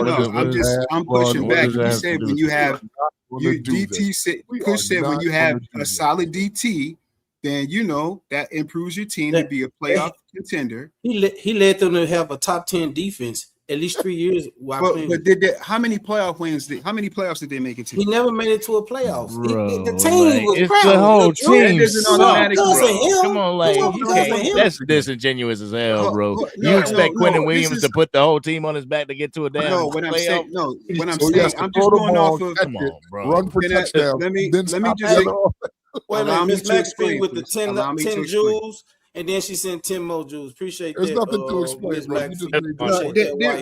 There's context. There's context to everything. So you have solid defensive tackles, but that doesn't mean everything else around him is solid. That don't mean that everything else around him can't be solid. Say that again. That don't mean that everything else around him cannot be solid. No, you're right. But here's the caveat to what you guys are facing. You're facing a rookie head coach that has never called a play in a game before, never made any in-game adjustments. You have other rookies on the team. You've replaced what, 8 or 9 players on this defense? You've replaced like 8 or 9 players on this defense, right? Okay. So you have a completely new scheme. So you mean to tell me, and it's not out of the realm of possibility, but in reality, defenses don't usually exchange 8-9 players with a rookie head coach and then make the playoffs. You can't have it both ways. You can't say but that it's I out of the realm of because possibility. in reality, that doesn't happen. But his offense will be perfectly fine this year. If What it's is not, going on if it's here? not in reality, What if it's on not in reality, then there's no possibility. That's that You can't no have it child both left behind ways. right there, Look, man. man, I'm talking can't have it both NFL. ways. I'm not talking about Hey, if a tree falls in the forest, do you hear it? Doesn't make a sound. I'm not talking about that. I appreciate the talking about 5 NFL jewels sent by football, dude. Blue.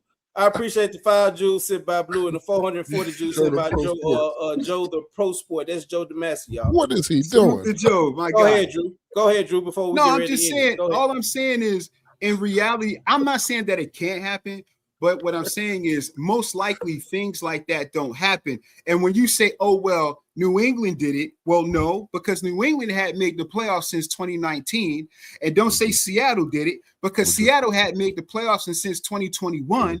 That means it took them a couple years to build, and that means that Dallas has to develop. What? Name me this, guys. Name me 5 No, players. but Drew, that Dallas has developed. that's what they're saying, Drew. They're saying they want to see progress. They're trying to get this team. They're trying to get this team. They're trying to get this defense to where they need it to be. I've said Dallas. I think Dallas will see progress. I think your defense will be between top 20, 25. I think that's where your defense lands. I expect your defense to be better. I think your defense is going to be. That's all they want. That's all they want right now. I've never said anything different. I just don't think you have enough to make the playoffs. I think only one team's coming out the playoffs this year in the East, and that's the Eagles. I think it's 2. Okay. I think it's 2. So okay. Well, So yeah, we're gonna say. Go ahead, Angry, before I end it. Go ahead, Angry, before I end it. Go ahead. Nah, I just gotta save this in my watch laters just so I can bring it back to you, Drew. Man, bring it to me. Book it. Because I'm not gonna run from it. Because it just seems like with you, our defense is doom and gloom, but with your offense, you're just fine, and you're facing the same situation. You may not have turned your offense completely over, but you're dealing with some new key pieces. You know, you're dealing with a new key piece. How many pieces though, Angry? How many pieces, Angry? I mean, like I told you, your whole wide receiver crew is wide receiver by committee, and y'all gonna go into the West Coast offense. The West Coast offense does calls for you to throw the ball too. You know, especially if Saquon doesn't rise to that level like y'all want him to from 2024. You know, we will see. That's fair. We will see. Every team in the NFC East right now has a question mark. Every team. So we'll see once this season starts where everything's gonna be. You know. Yeah, we're not done with this conversation. We will be getting back to it. And one of these days, I'm gonna be part of the panel. You are part of the panel. I have a lot. You are. I have a lot more. It's 2 against 3, Lloyd. I have a lot more. This ain't nothing. I have a lot more to say. A whole lot more. All I'm going to say is, for my final words, man, it was a good conversation. Warren, you got to get a better partner, bro. You got to get a better partner, bro. Wow. Hey, my dog knows what he's talking about. He knows what he's talking about, bro. Yeah, in a different world. But I just want to see my Cowboys prosper. Even if it's baby steps, progression is progression. If you're standing still and letting everybody else walk past you, guess what you're doing? You're regressing. So I see progression coming for this team. I've seen it start within the offseason. In fact, last year, even though it seemed like a super huge step back by moving on from Micah Parsons, but acquiring the pieces along the way, I see where the train is going to stop. So I'm just waiting for week 2 of waiting for week 2 of preseason. I'm waiting to see what's up next. Let me see some consistency with this team. Then we'll go to week 3. But until then, man, I want Warren, Hoodie, Angry, Lloyd, even Eagles Drew to have a wonderful evening. Drew, what you got for us, Drew? Drew needs some just for men. That's what he needs. What people don't realize when they come to Drew knows how to troll, but Drew, I give it to Drew because he talks football, even though sometimes I feel he's very, very fucking delusional, just like he said about me and what I said. Is why they brought up the top 15 defense. And he really wanted to say top 10. He really wanted to say it. But I enjoy the conversations with Drew. I love hearing Drew talk. He pisses me off sometimes, but I mean, we get past it. We get Go ahead, Drew. Hey, listen, nobody can get you more upset than your family, right, Lloyd? Yeah, So, right. y'all family. So, listen, look, when I say stuff, some of you guys may not like it, but I try to come from a place of, of understanding and knowledge. I'm just giving you my opinion. Like it or not, I'm sorry. It is what it is. I'm not going to apologize for it. Kush, I appreciate you. Glad you're here. Angry, me and you rock. You're my guy, Lord. I appreciate it. Warren, my man, always a pleasure. Everybody in the chat, I want to thank y'all for coming out and support all the channels. Please continue to do so. And look, all this talking we doing, it all goes to the side when the season starts in about 3 weeks.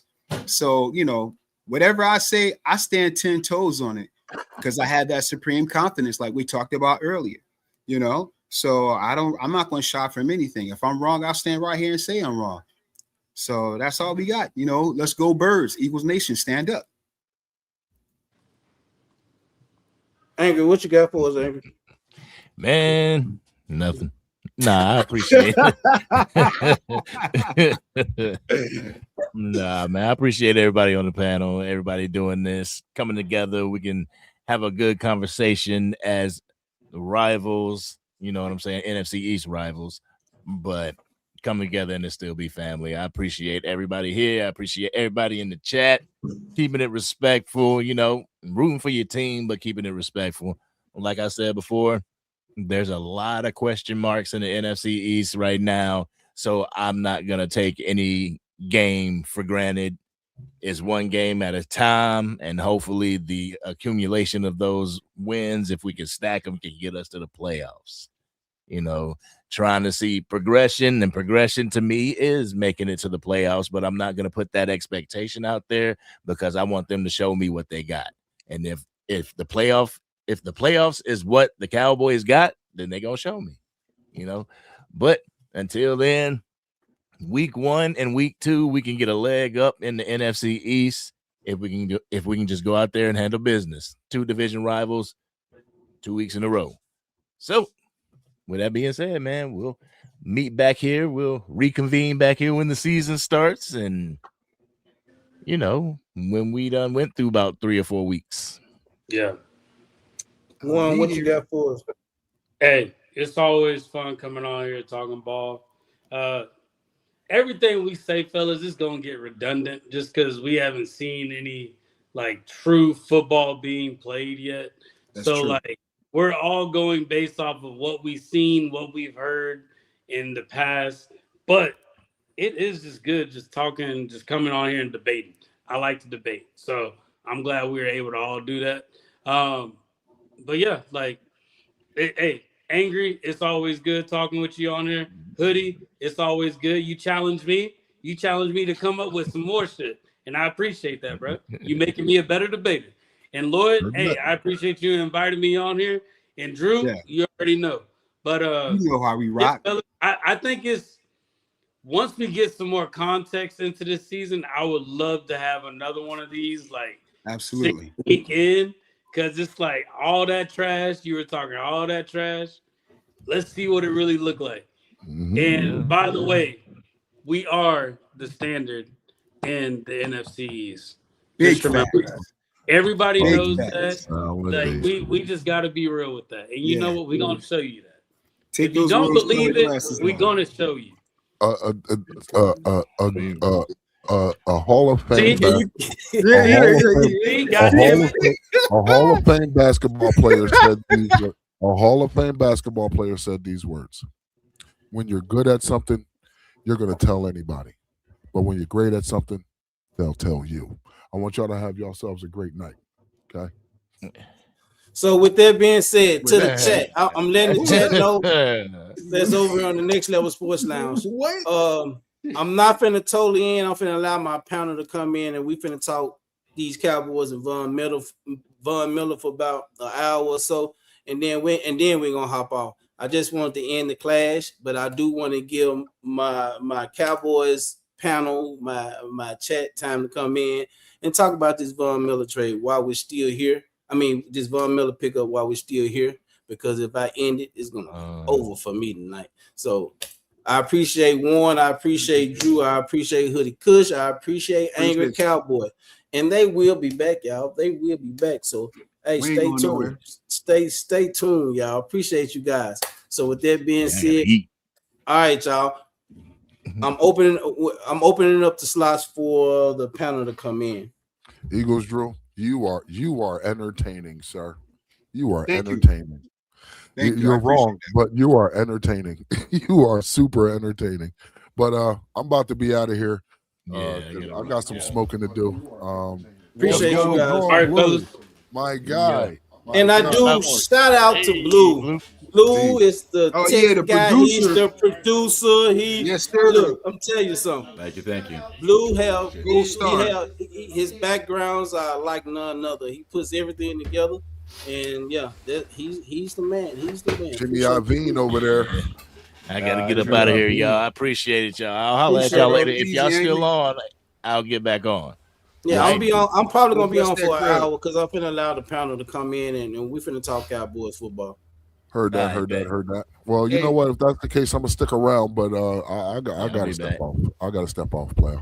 I gotta step off for a second. Go take your break real quick. You're just gonna see. You're just gonna see the sign back there for Drew. Hey, Hoodie, though. Before you go, I had a question though, Hoodie. Ask for help. I had a question for you guys. With the signing of Vaughn. I think Drew's muted. Oh, can you hear me? No, you ain't. Can you hear me? With the signing of Von Miller, does that mean Crosby's out? Warren, we can hear you. Okay, so you're asking me. You're not asking the Cowboys. You're asking I'm asking all of the. I'm asking Cowboys Nation. No. You're asking me. You're not asking Cowboys Nation. No, he actually phrased that. Cowboys Nation. My answer is Cowboys Nation. Well, Drew, you ex Hoodie because my bad. Cowboys Nation about to come in and we finna talk about this. So, okay. Since you're asking me, this is what I'll tell you. I never wanted Max Crosby. If you ask me, I would like to go make a trade for Vita Vea to ensure that you can't run on us. That's just me. I never wanted Max Crosby. Okay. That's just me. So that's just now me. The question to everybody else: do you think that means what's up, guys? Hey, what's up, Joe? What's up, Joe? Wait a minute, Drew. My panel ain't came in yet, Drew. Give me my bad. Hey, do you need me to hop off, Lloyd? If I need to hop off, I'll hop off. If somebody get on. I think you guys are good. Let me see. I want to give you a panel chance to get on. If I need to jump off, I'll jump. Yeah, off. both of y'all hop off, and then once they come in, then y'all can come back in because I do want to allow them to come in. Yeah. No worries. But I just wanted to put that question out there, y'all. Hey, God bless, man. That's gonna be the first question, Drew.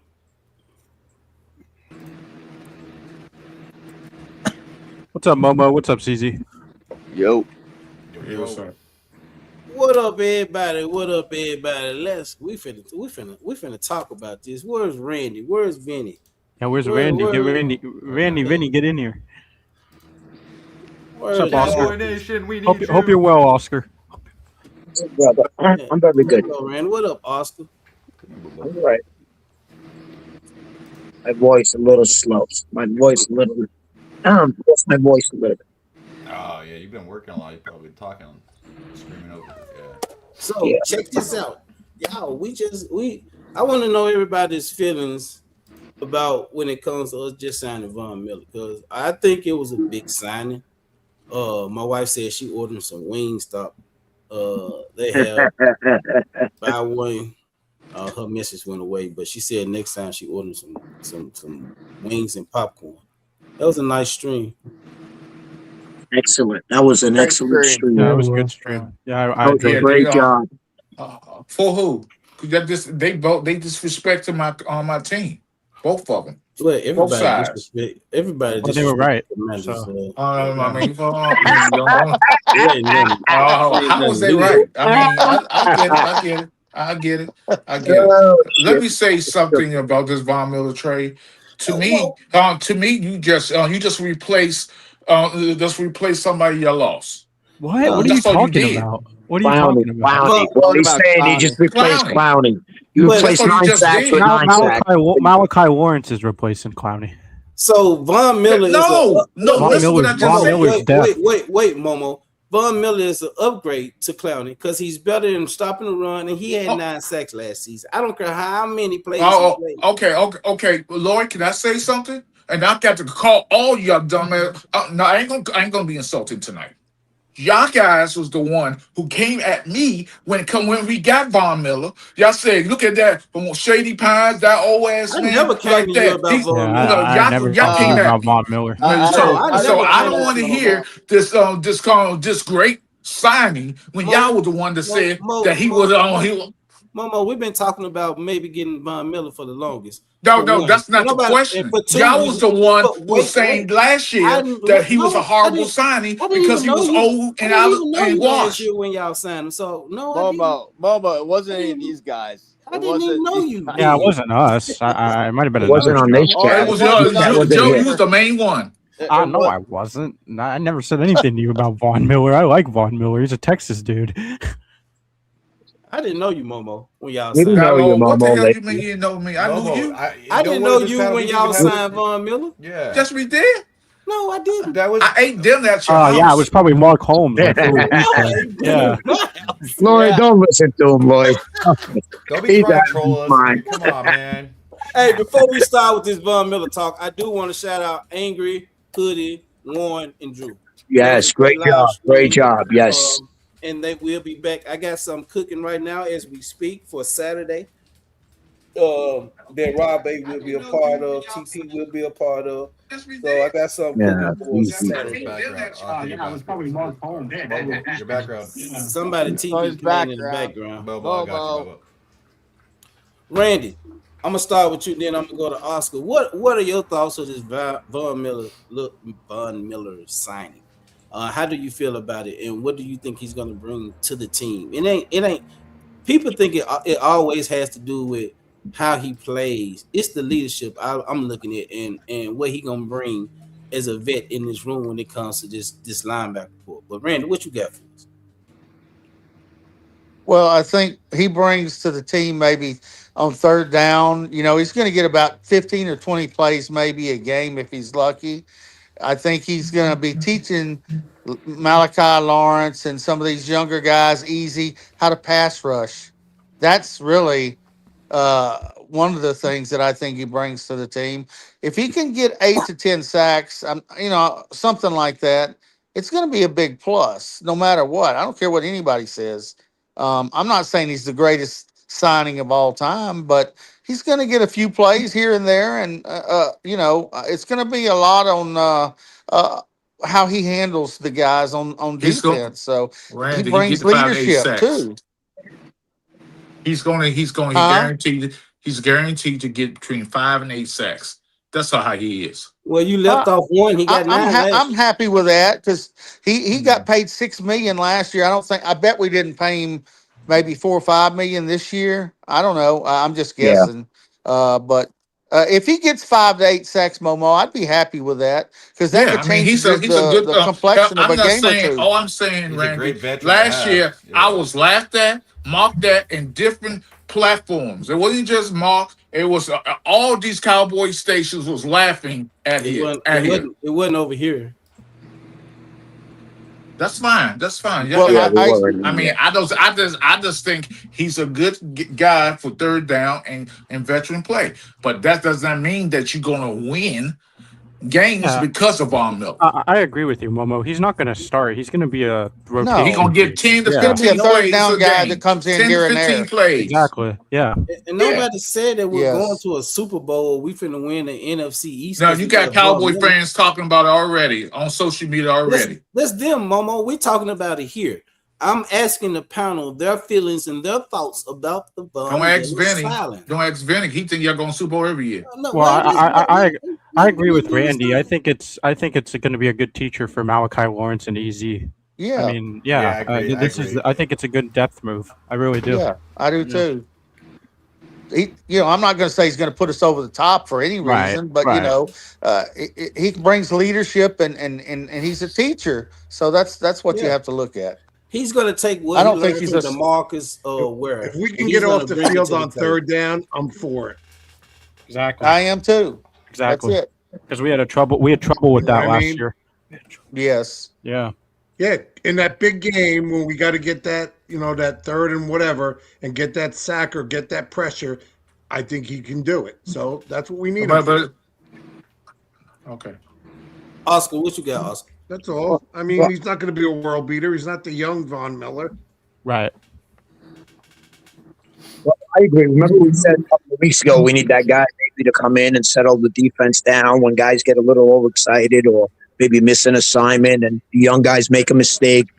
He's the perfect guy for it, and if he can grab us a couple of sacks on the way. And he's already been working with our defense. Weren't him and Crosby teaching our defense how to rush the passer or something a couple of weeks ago in some camp? Yeah, So that was a rumor. We don't know if that'll be accurate. I seen it on TV. It was on TV. It was Yeah, no, I think they were with BT Jordan. That's our pass rush specialist. Yeah, something like that. So, he's just going to take over for that and help out. If any little thing can help out, well, why not try it? That's what I mean. At least this is what I'm happy about. At least we're trying. We're not sitting on our hands, not trying. You learn more from losing. You learn more from not being successful than as being successful. You got to make those mistakes. So at least we're trying. We did it, like Randy said, we made so many different moves this year that we haven't done in 20 years. This is one of them, bringing somebody like him in to help. If he helps or not, we don't know that. Like, the chat was saying on the chat you guys just had, everything's speculation and everybody's just hopeful. All our teams have question marks. All our teams have improved. And we're trying to get better. So if we just keep trying, I mean, they can't knock the team for trying. And he's Lord Vaughn is killing in the comments. Yeah, Lord Vaughn. He disappears when his team loses. When his team loses, he disappears for 3 months. He said, no offense. He said your whole locker room gonna smell like icy hot. But Well, I mean, my question. Go ahead, Jess. My question is, okay, I was just teasing you guys about getting Von Miller. But obviously, he's probably going to end up being a good mentor for your future. But is that open the door for you guys to get somebody else, like maybe Brooks or possibly the cornerback from the Patriots that he doesn't want to be there no more? It doesn't. It doesn't. Who don't want to get Patriots? I'm sorry. Christian Gonzalez. You don't want to be there? Well, he holding out. He wants more money, is what he wants. No, you want to be He wants there. more money. Well, after Witherspoon got paid, boy, he's going to get paid, that boy. Yeah. But it's going to cost you a boatload of draft picks to even Right. get him. So we are not going to even sniff him. Yeah. Well, that's good that Witherspoon got all that money Yeah. Oh, because now they're going to have to give Quinton Mitchell $40 million a year next year.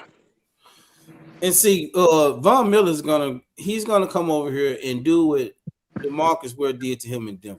He's gonna mentor these guys. He's gonna get these guys riled up and ready to play. I like the fact that we got him. I also made a comment earlier that I would have rather have him over Bobby Wagner. Reason being, because if Bobby Wagner's in the game, it's gonna be for one thing and one thing only, and that's rushing the quarterback or stopping the run. With two things. Bobby Wagner, I mean, everybody knows that he cannot cover, and our middle linebackers going to have to drop back and play in coverage. So that's the reason I said that about Bobby Wagner's next. Bobby Wagner. Y'all getting Bobby Wagner And next. even if they get Bobby Wagner, I'm fine with it. But I just said I would rather have Von Miller over Bobby Wagner. You better have him on passing, on rushing plays, not Yeah, passing I think downs. that's all they'd use him for because they have Overshown and Winters for passing downs. Yep. Yeah. Overshown will be. Never mind. You should see if he stays healthy, you're in trouble. Yeah. And that's the thing about I Overshawn. agree, Joe. That's the thing about Overshawn. He stay healthy. Yeah, the boy gonna be bad. He gonna be bad. He just gotta stay healthy. That's all. So okay. Blue, what you feel about this Von Miller signing, man? I'm stoked. We're finally doing stuff. This is like we said. This is uncommon. We actually are signing people. We're doing things, and yeah, I think he's going to be a great teacher. I think he's going to be a great veteran to kind of go along with the teachers that we already have there, the coaches that we have there. He's going to be hands on, and then physically show them, hey, this is what we got to do. So okay, let's be honest, and y'all need to be honest with Let yourselves. him finish, Momo. He is being honest. I thought he was finished. I'm just saying, Luke. I apologize, Blue. You know I don't mean no harm. Oh, you're good, man. You're good. What I was trying to say is that to all Cowboy fans and all fans in general, is this really a big signing? No. No, it's not a big signing. No. Okay, thank you. That's all I want to know. It's a depth. It's a depth piece. Is what it is. It's a nice signing. It's a nice. If I would grade this from 0 to 10, seriously, if I would grade this from 0 to 10, I would grade this more like a 4, because what the biggest thing about he brings in is leadership. That's the biggest thing you want on the team. And he brings in that third down pass rusher that we kind of lack. But he mostly brings leadership. That's the key. But that's what this defense kind of lacks in a way. So I'm not mad at it. No, I'm not disagreeing with it. I'm just saying I don't think it's an all be all sign. I think it's. I agree. But it's a 4. It's not. I want he'll be a rotational piece. That's all. Wait a minute. Game. Wait a minute. For the reason that you just mentioned, Momo, is why I would give it a 5 or 6. Because we spoke about culture changing. We spoke about leadership. This is what is happening in front of our eyes. Everything is changing. Everything is changing. The leaders that we have, you laughing right now, but the leaders that look at the activity. Lloyd's right. Yeah. Look at the activity this team's had compared to other years. We got multiple leaders on defense. We got Quentin Williams, we got Kenny Clark, and now we add Von Miller to that. Like we have leaders to lead this defense. Okay, here's a question. I'm just gonna ask you a question, Lord. This is just a ordinary question. I'm an average Joe out here. I'm just trying to do right by others. Right. Well, I just want to ask this: when you have too many chefs in the kitchen, sometimes it ain't a great thing. Well, I'm just saying. Too many leaders. Leaders lead different ways. I'm just saying. You can never have more than enough leaders. Yes, you can on a football team. You absolutely can. No, you can't. Egos clash. Not on a defense. Egos clash. You know this. You played football before. What egos clash on defense? Because Lloyd, come on now, stop. Yeah, now you see a lot of egos clash when it comes to offense, and it's mainly with the quarterback. No, I'm talking about egos. Leaderships. Look. Some people leadership differently, and he might not like. Hey, no, that's not what I told him on that play, and this play. Come on, sometimes it's not a great thing. Momo, it's great for our team. Okay, fine. I'm just saying. I'm not knocking the signing. All I'm saying that too many leaders on the team is not always good. That's all I'm saying. But it can work the other way around, because bringing in these leaders, it's 50-50. Wait. Bringing in these leaders and everybody's on one accord, focused on one thing and one thing, single thing only, and this winning. Winning. They have a whole leadership team. They have a whole leadership team. Did you know they have a whole leadership team that gets together every week and they go sit with Shotty? Okay. I digress. It was the players who decided to run after that Rams game. Yep. It wasn't the coaches. No. You think running after a training camp game is a significant? Oh my God! You delusional. I forgot who I was talking to. Momo. It wasn't the. We good. The coaches was walking off the field. Dak Prescott and Quentin Williams got that team together and said, because they've been doing it after every practice. Okay. They got together and said, "Do y'all want to run? Let's run." And that's what. So what? So what does that prove? It wasn't the coaches. That's what I'm saying. But I'm just saying, what does that prove? Momo. Because they ran. That's leadership, Momo. Oh man, that's called leadership, Momo. Maybe somebody need to be in shape. They say, "Let's run." Get your fat ass in shape. Hey, Momo, you talk like Momo. I ain't gonna even say it, Momo. You talk crazy. It's called camaraderie. That's what it's called, Momo. What's going on, gentlemen? You should have been out there, Vinny. Camaraderie. I would run right alongside them.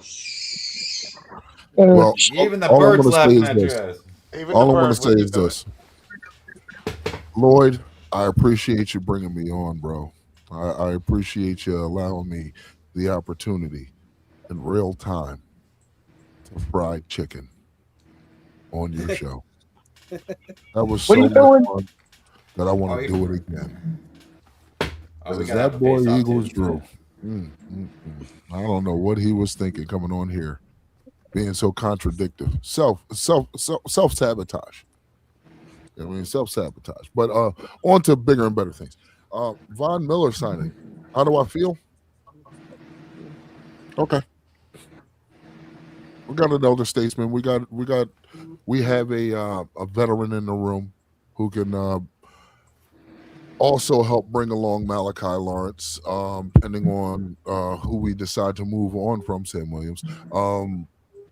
Maris Leofau, you know what I'm saying, help bringing along those guys. I mean, and again, it all depends on who we move on from Sam Williams. So bringing on Von Miller doesn't hurt, you know what I'm saying? I'm not going to be so hyperbolic as to saying, oh, it makes us so much better. He's not going to be playing that many snaps, guys. He's going to be playing impactful snaps, but not very many. You know what I'm saying? Yeah, that third down pass rusher, right, Hurdy? Pretty much. Yeah. Pretty much. Third down guy. He's going to come in on a package. You're probably going to see a combination of probably him and Rashawn, him and Marist, him and James Houston, him, Malachi. You know what I'm saying? Like you'll see a combination. And there'll be combinations of that all throughout the season, not just with Von Miller. You know what I'm saying? But does it help? Does it give you some veteran presence and some veteran experience? Two times Super Bowl winner, 7-time Pro Bowl or All Pro. Can't argue with that. Yeah, he's going to be used as a chess piece, is what he's going to be used as. Get me that sack or pressure when it really counts in, fourth quarter, late in the game. That's what I want. What makes it a little bit better is people know what Von Miller is going to come in for. You know what I'm saying? When they see Von Miller, they're going to know, like, all right, we're in the passing down, so we're going to see Von Miller. We have to allocate resources to that guy. Mm-hmm. Well, here's the problem with that. Don't forget about Quentin Williams, who also has pass rush ability. And Don't Kenny forget Clark. about Kenny Clark, who has pass rush ability. Don't forget about big old Tito Ammonia, who also has pass rush ability. And let's see what Easy has done this year. So we'll see what happens with him. Yeah. Don't count him out. That's the thing that people ain't realizing. Because I'm gonna tell you something. Having them three big guns in the middle is gonna make life so much easier for other people around you.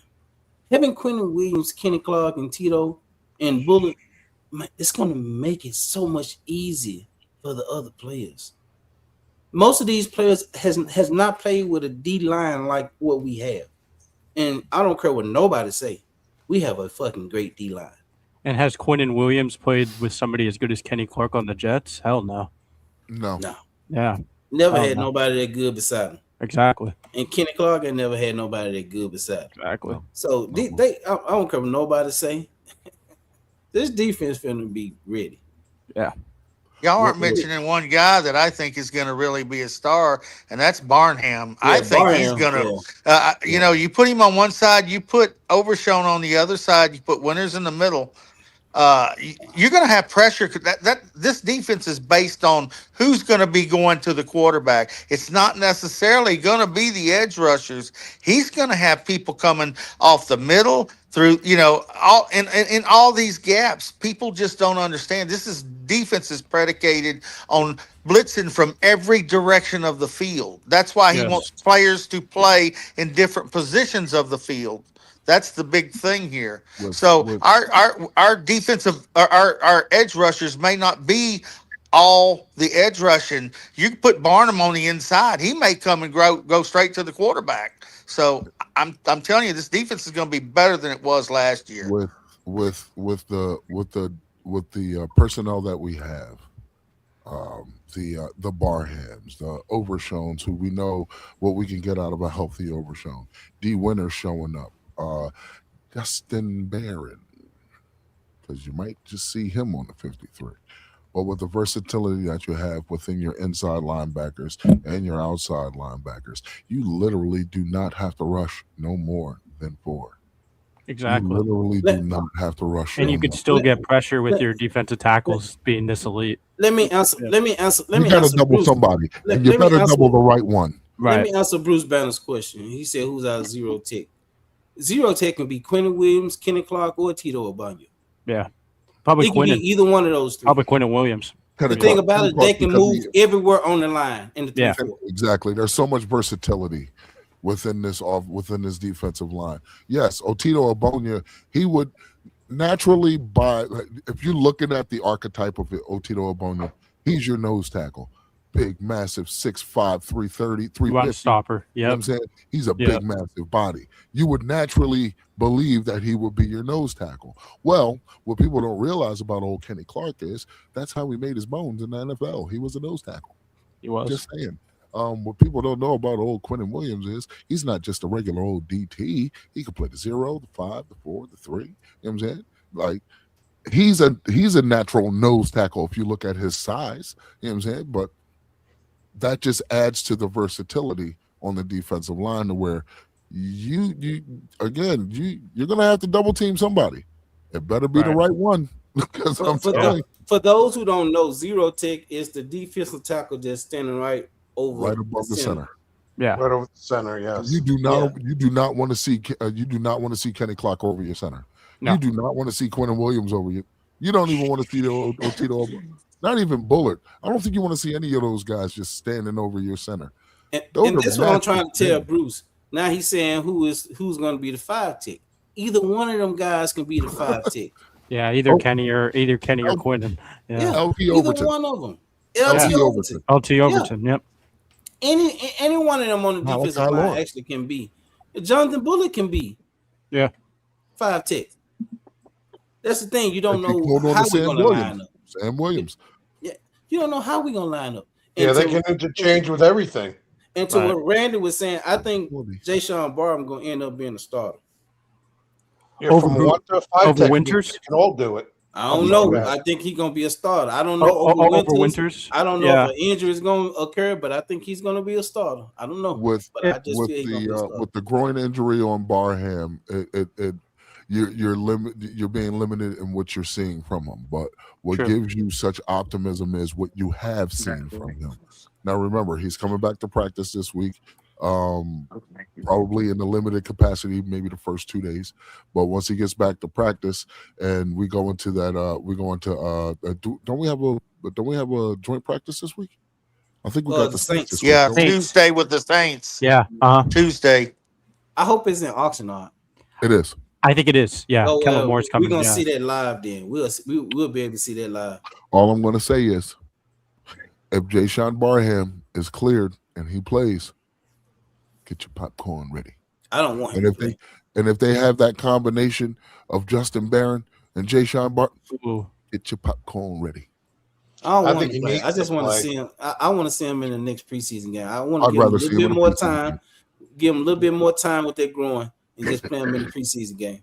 I'm with you, Lloyd. I had a question for some of you guys. Just to go to the offensive side, what do you guys think of Michael Trigg taking the tight end 3 from Luke Schoonmaker? Bruh, it's about fucking time. I think Trigg's got to. I think Trigg's got to make the team. Yeah, Bruh. I really Not do. even a I question. don't want Jeff. any guys on this team that's on there because we drafted them. Facts. I want Yeah. them to earn their spots. And Bruh. Schoonmaker's got to go. He's He gotta ain't done go. Bruh. shit in 3 Yeah. years. He's Facts. worn Bruh. out his welcome. That's for He was sure. a he was a Yes. day 3 pick, Randy. I don't know why they No, picked he was him in the second we round. picked him in the second round, Yeah, but we you're picked him. right. Yeah. We Yeah. picked him at the end of the Big second super. round. Right. He got to He was a go. day 3 pick. He got to Yeah, go. it was Yeah. Taylor terrible pick. Carson's got to go. Them two I know. Bruh. Yes. Yeah. Bruh. Bruh. Yep. I Michael agree. Trigg. And Bruh. Sam Williams might be gone now that we signed Yeah. Von Miller. Honestly. Bruh. Yeah. Bruh. Coming and talking about Michael Trigg, bruh. Let me say this clear so everyone can hear me. We're talking about Mr. Michael Trigg. This will be the second UDFA to push this dude down the roster. Last year was Brevin Spanford. Good point. You should have felt That's something. true. You should have felt some type of way with that and went Right. harder, and you Right. didn't. Now you got another UDFA who your coach actually co-signed. Your coach, Lunda Wells. You're a tight end, right? Well, guess what? Your coach co-signed him. Another UDFA. Right. This dude is not only going to take the tight end 3 spot. He's probably. We might not have much longer with Mr. Bruce, Ferguson. wait a minute. I've always Wait a said that, Hoodie, and Yeah, I like it. agree with Yeah, you, I Hoodie. agree with you. Wait. Let me respond to Bruce. Bruce, what you talking about? I was just answering your questions. I called your name because you asked the question. If you don't want me to call your name, then don't ask the question. We've been tripping in the chat all night. So when you ask a question, I said your name because you asked the question. So I'm answering your question, saying your name. So what you talking about? All hurt and all that. What are you saying? I'm trying to make my pussy hurt. She upstairs sleeping. Please be direct with me, because I don't come off to nobody disrespectful. You asked the question, and I answered your question. Oscar didn't ask the question. Stephen White didn't ask the question. Rhonda didn't ask the question. Bruce Banner answered the question, and I called your name because you asked the question. What makes you think we're butthurt or I'm butthurt off your question? You had a real good question, both questions. So I answered your questions to let you know that anybody on the defensive line can play those positions. So what makes you think, based off my answer, that I'm butthurt? Because for one, I don't like to be called pussy. You just, if you calling me pussy, I don't like to be called pussy. And all I did was answer your question. So please come again, my guy. I mean, I eat a lot of pussy, but don't call me one. Yeah, you asked the question. I'm butthurt because I answered your question. That don't even make sense. It'll never make sense. It'll never make sense. He must be an Eagles fan. He is an Eagle fan. Yeah, but Logan, he's y'all always are been done. Oh, yeah. Yeah, Y'all he's always finishing been last. like, been respected when he came here. Well, yeah, I and just still, had to get that off my chest. I'm excited with the direction that this team is going. Michael Trigg definitely going to take the tight end 3 spot. I think he will make strides in blocking, in his blocking portion of his game. He's starting to make strides. So Michael Trigg, I'm definitely hoping for. Kalen Carson. Logan, I'm not even finna put your response on the screen. Go ahead. Go ahead with it. Bro, I haven't had the chat on all night. Because I wanted to concentrate on Eagles Drew. Okay? I'm not putting it on now. Logan crazy. But yeah, man. Kalen Carson, being so you brought him up there, Lloyd. Kalen Carson, he's definitely he was on his last leg walking into preseason. Yeah, I think it just got cut off. Most now here's the misconception with bringing in Von Miller. Automatically, we're thinking that the corresponding move is we're going to cut an edge. Who said that? Who said that we was cutting an edge? I didn't see any issues from. I didn't see any issues. I said that Williams is probably gone. No, I'm there with you. I was there with you since the beginning of preseason before we even got Von Miller. Because I agree. I think Maris pushes him off. You know I agree. Yeah. Maris looked good last night. Looked good. He did. Yeah, he did. He had 50 tackles his first year with Zimmer. I always tell people that he's solid. He played limited games. Yeah, played last exactly. only 5 I'll, games. I'll say this. Exactly. I'll say this about our defense. Our defense is going to be about 10 times faster than it was last year. Our defense was old and slow last Maybe year. even 20 times, Randy. Yeah, What I maybe, maybe. Lord, you was So about Yeah, to we say looked like we were in slow And I mo last believe year. more prepared as well, Exactly. I agree with One that unit. They're wholeheartedly. gonna work as one unit. Yeah, like they were which last matters. Yes, Lord, And you Yeah, were the about third to say strings something, and bro. fourth totally strings. No, agree. I We was all I was agree. finna, I was finna say Sam Oh, sorry. Williams is not here because of CP. No, Sam he didn't Williams draft is him. here because he was drafted second round, Yeah, and they exactly. trying to give him a chance. If it was up to CP, I think he'd be gone. Me too. He'd have been going with Solomon Thomas. I'm Yeah. surprised they Yeah, gave him and another Osa. chance. Yeah. Uh-huh. I'm That's surprised what they I'm gave him another saying. I chance. don't want players on this team that doesn't earn their freaking position. I'm Right. sorry. You can't. I give that to the Eagle fan or the Eagle organization. They cut players when they're supposed to. We don't. That's one thing we got to learn how to do.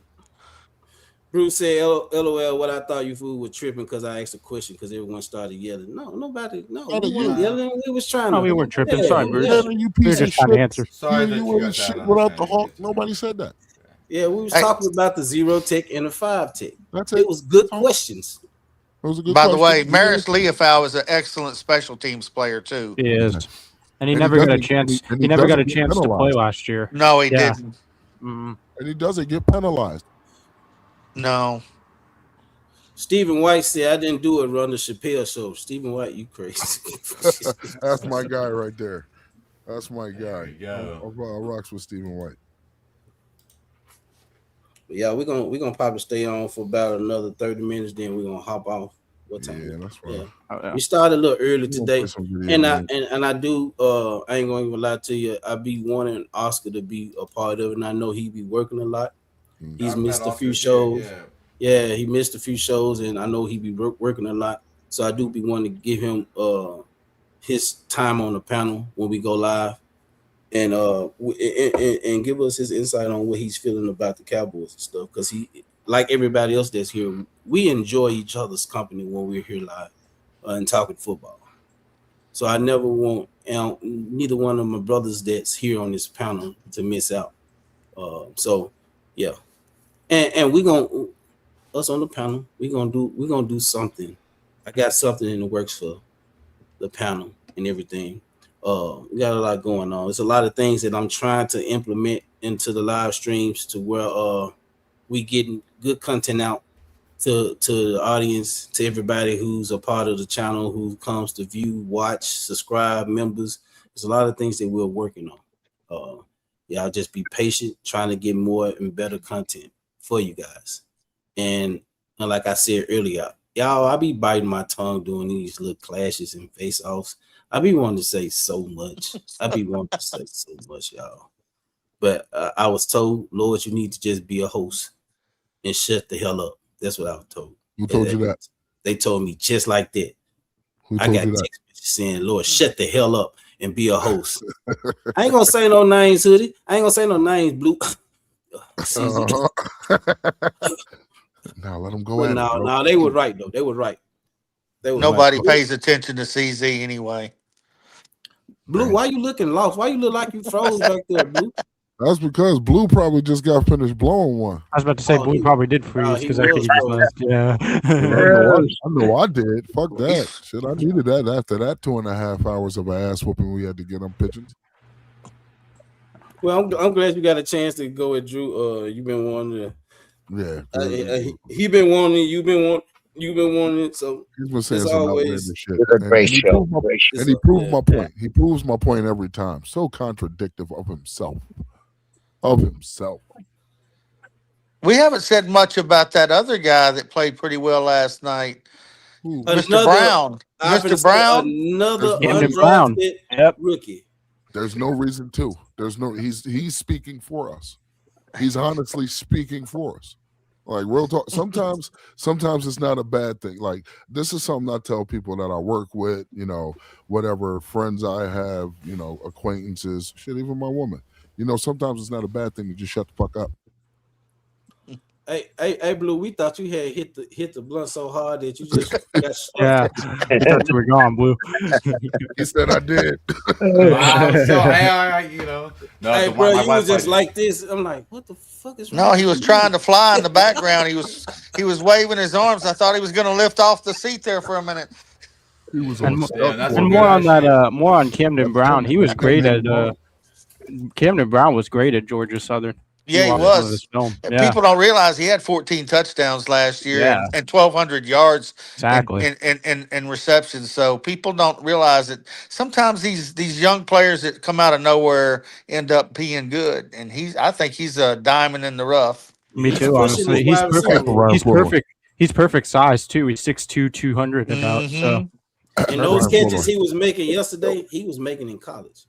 yeah, He was making those Ryan same Fuller. exact type of catches. I went back and watched his film. me too, Lloyd.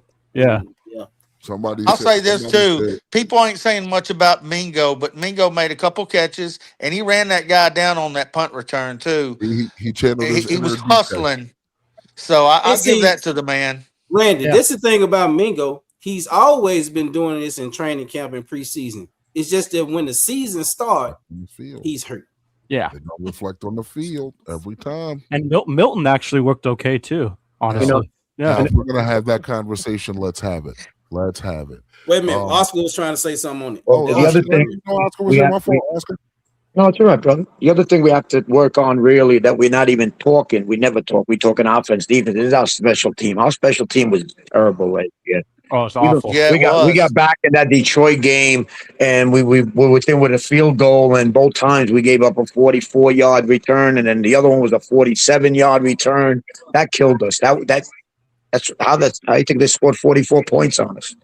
We would have kept to a nice punt return, and it would have got to the 20 or 25. You're talking a total different ball game.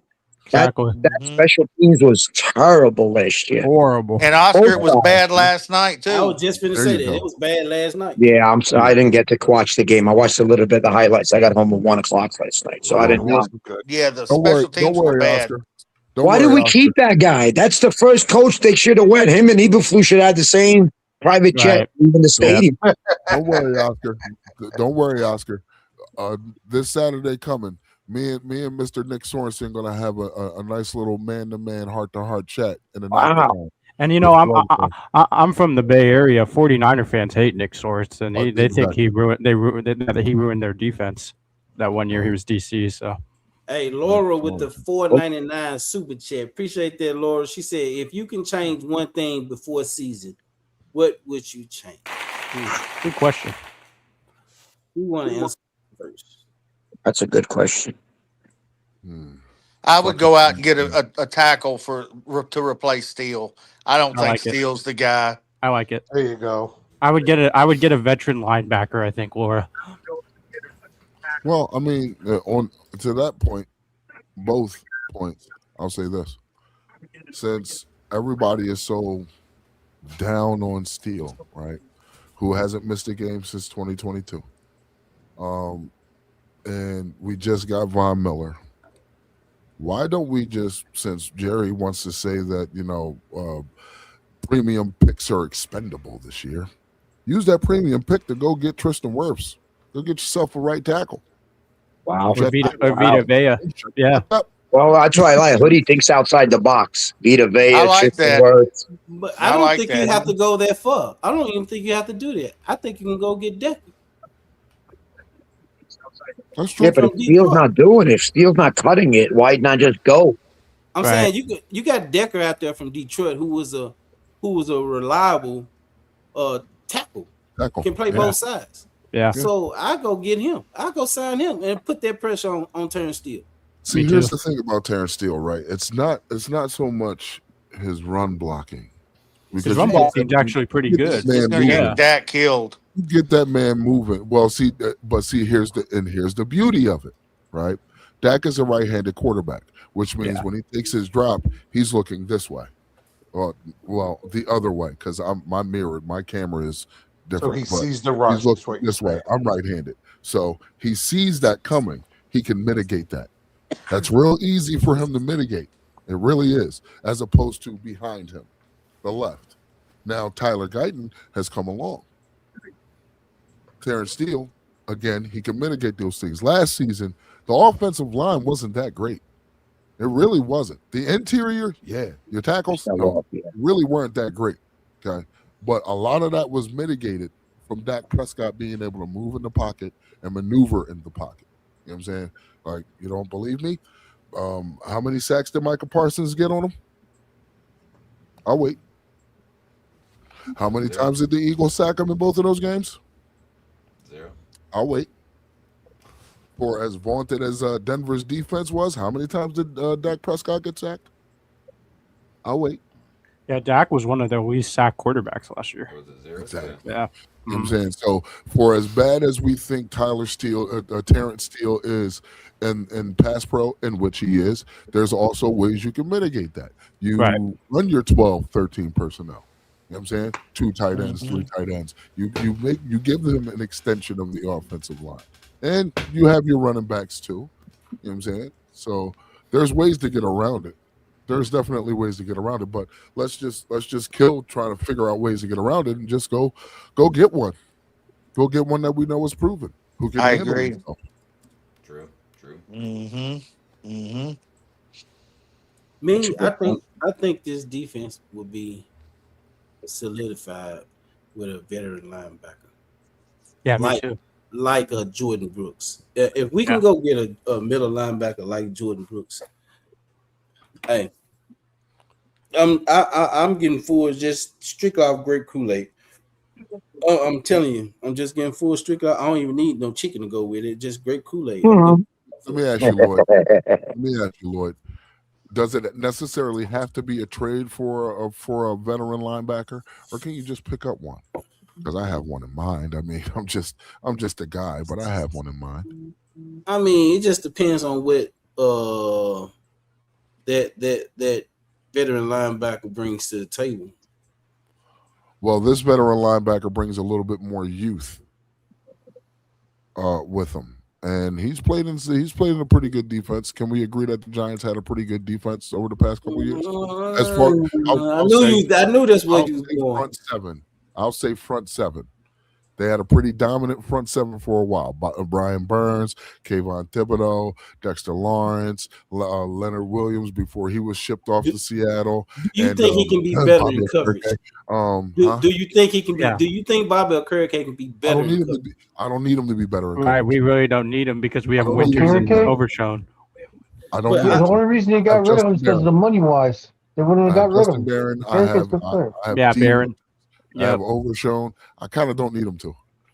I mean, do we need? You're gonna need him to. I always said Hoodie that I wanted him over Bobby Wagner. I think it would be a way better. Again, you brought in Von Miller. Can we all agree that Von Miller is not going to get 60 snaps a game? We can agree to that. No, we nowhere close.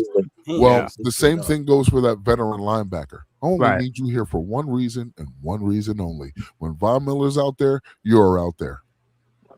So if that's the case, then you can bring in Bobby. Give me Bobby. You can. Yeah. You can go Bobby Wagner or Bobby Okereke. I say Bobby Okereke because at least he has youth on his side. Exactly.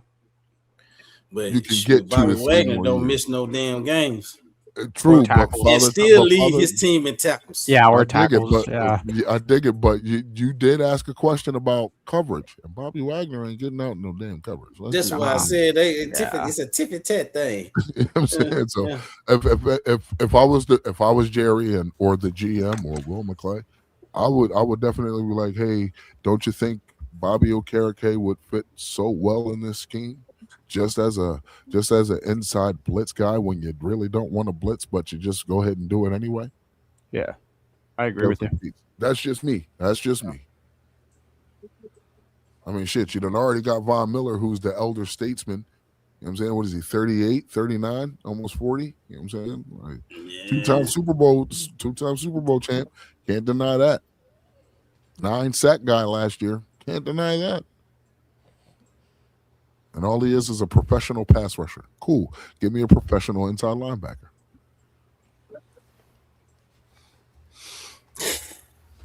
Well, yeah. I guess either one. If you're gonna do it that way. And I think Clemente said. Go ahead. I think Clemente and Clemente, Bleed Blue, said in the chat earlier, if he's still here, I think he said something about he believed that the Cowboys are going to trade for a running back too. I could see that. If you feel as though your running back two isn't here, cool, trade for it. But if you ask me, Malik Davis and Israel Abanikanda are heads and shoulders over Jadon Blue and Phil Maffa. Put that back up. I agree with you 100%. Put that back up, Blue. I mean, I don't think they'll trade. So who's the one Nick Clemente that you just took off Blue? He said something about going to trade for Tony Pollard. The contract looks nice, but we know that he's you know what? I couldn't be mad at it. I couldn't be mad at it. Tony Pollard was good, man. Who was the other guy we traded that tore us up last year? Or lost him in free agency? Rico Dowdle. Rico Dowdle, yeah. He's with Pittsburgh now. Yeah, send Luke Schoolmaker over there and give me Alex. Exactly. All of the day. Yeah. You know, you got to put yourself in a position where you don't lose a player and it ruins your whole season. Besides Dak, you lose Javonte Williams, then you're in trouble. There goes your run game. Now you become one-dimensional. So you gotta. I'm glad everybody's thinking outside the box. You got to think outside the box today. The way they've been doing stuff hasn't been working. That's why I like when Hoodie comes up with Tristan Wirth or Peter. You know, those are outside the box things, and those are the outside the box things that Jerry did in the 90s. You know, he did stuff that other teams weren't willing to do. He said he will send Blue and Maffa to Tennessee for. I don't think I'm going to give up both of them. Yeah, I'm not giving you both. Because if I'm giving you premium speed, you can use that more than you can use a big body back because there's so much you could do with it. I wouldn't do it. Now, what's the problem with Blue again? Is he fumbling or what's his problem? Oh, he hasn't fumbled once, I don't think yet. No, but the better running back from last night was Malik Davis. Yeah, again. He had a couple of nice runs last year, didn't he? Yeah, he did. Malik Davis runs way harder than Blue. Yeah, he was the better running back in the preseason game last night. Malik Davis and Jay. All right, so what do you think's holding him back? Because like I said, I think he's outthinking himself. I think he's doing too much thinking. Yeah, that's a little bit of it too. Well, last night, what I can say, it's kind of unfair to put that on Blue and Mappa, honestly. Last night they were the starters. They started the game. So how I look at it is first game back from for like 7 months. You ain't played football in a minute. The last time somebody got touched up was in a joint practice last week. Now you're playing another team in their stadium in front of 58,000 people. There's pregame jitters. Okay. And this is why I give Sam Howell so much credit. But yeah, so everybody's here at the start of the game. So that means your running lanes aren't crisp. Your offensive line isn't crisp because Sam Howell got pressured a lot.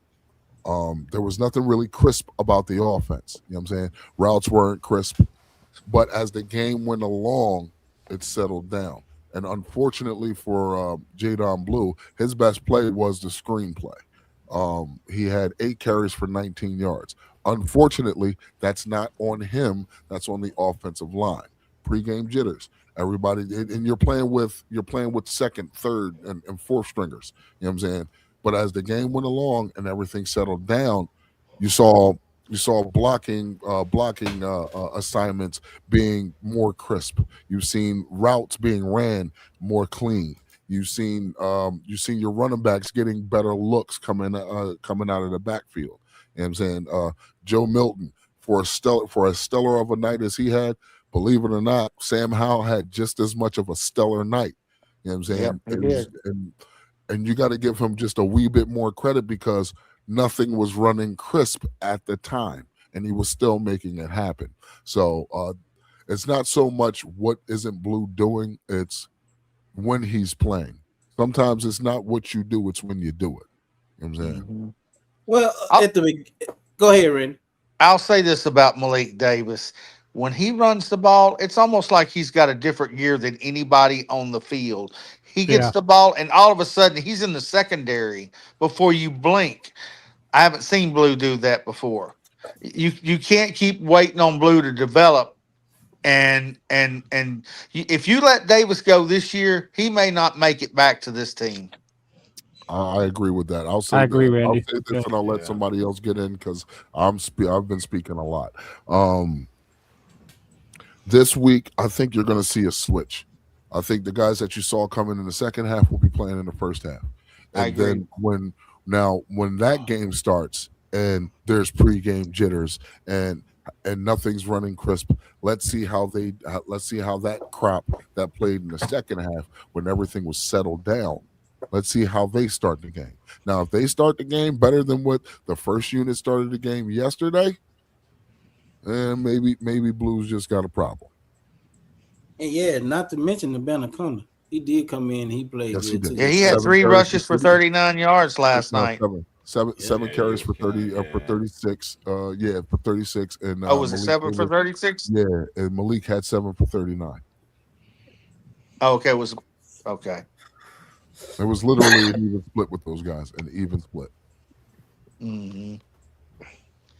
I'll say this much: you give Trigg a little bit more time to learn the system. I don't think you got. There ain't a defensive back that can stop him. I'm telling you. Exactly. Look the at the guy's hands on got him. freaking talent out the ass. He's got hands and speed, Randy, and that's what our tight end and that's a killer for a tight end. Exactly. That's what our tight end room needs.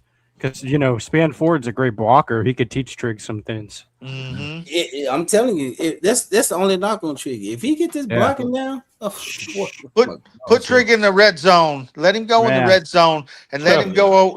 He's gonna do some good things. Yeah, he bodying any corner, any safety. They ain't gonna last. They ain't gonna make it, and he gonna burn the crap out of a linebacker. And he gonna let you know too. That's what I like about him. You know what I mean? He's confident.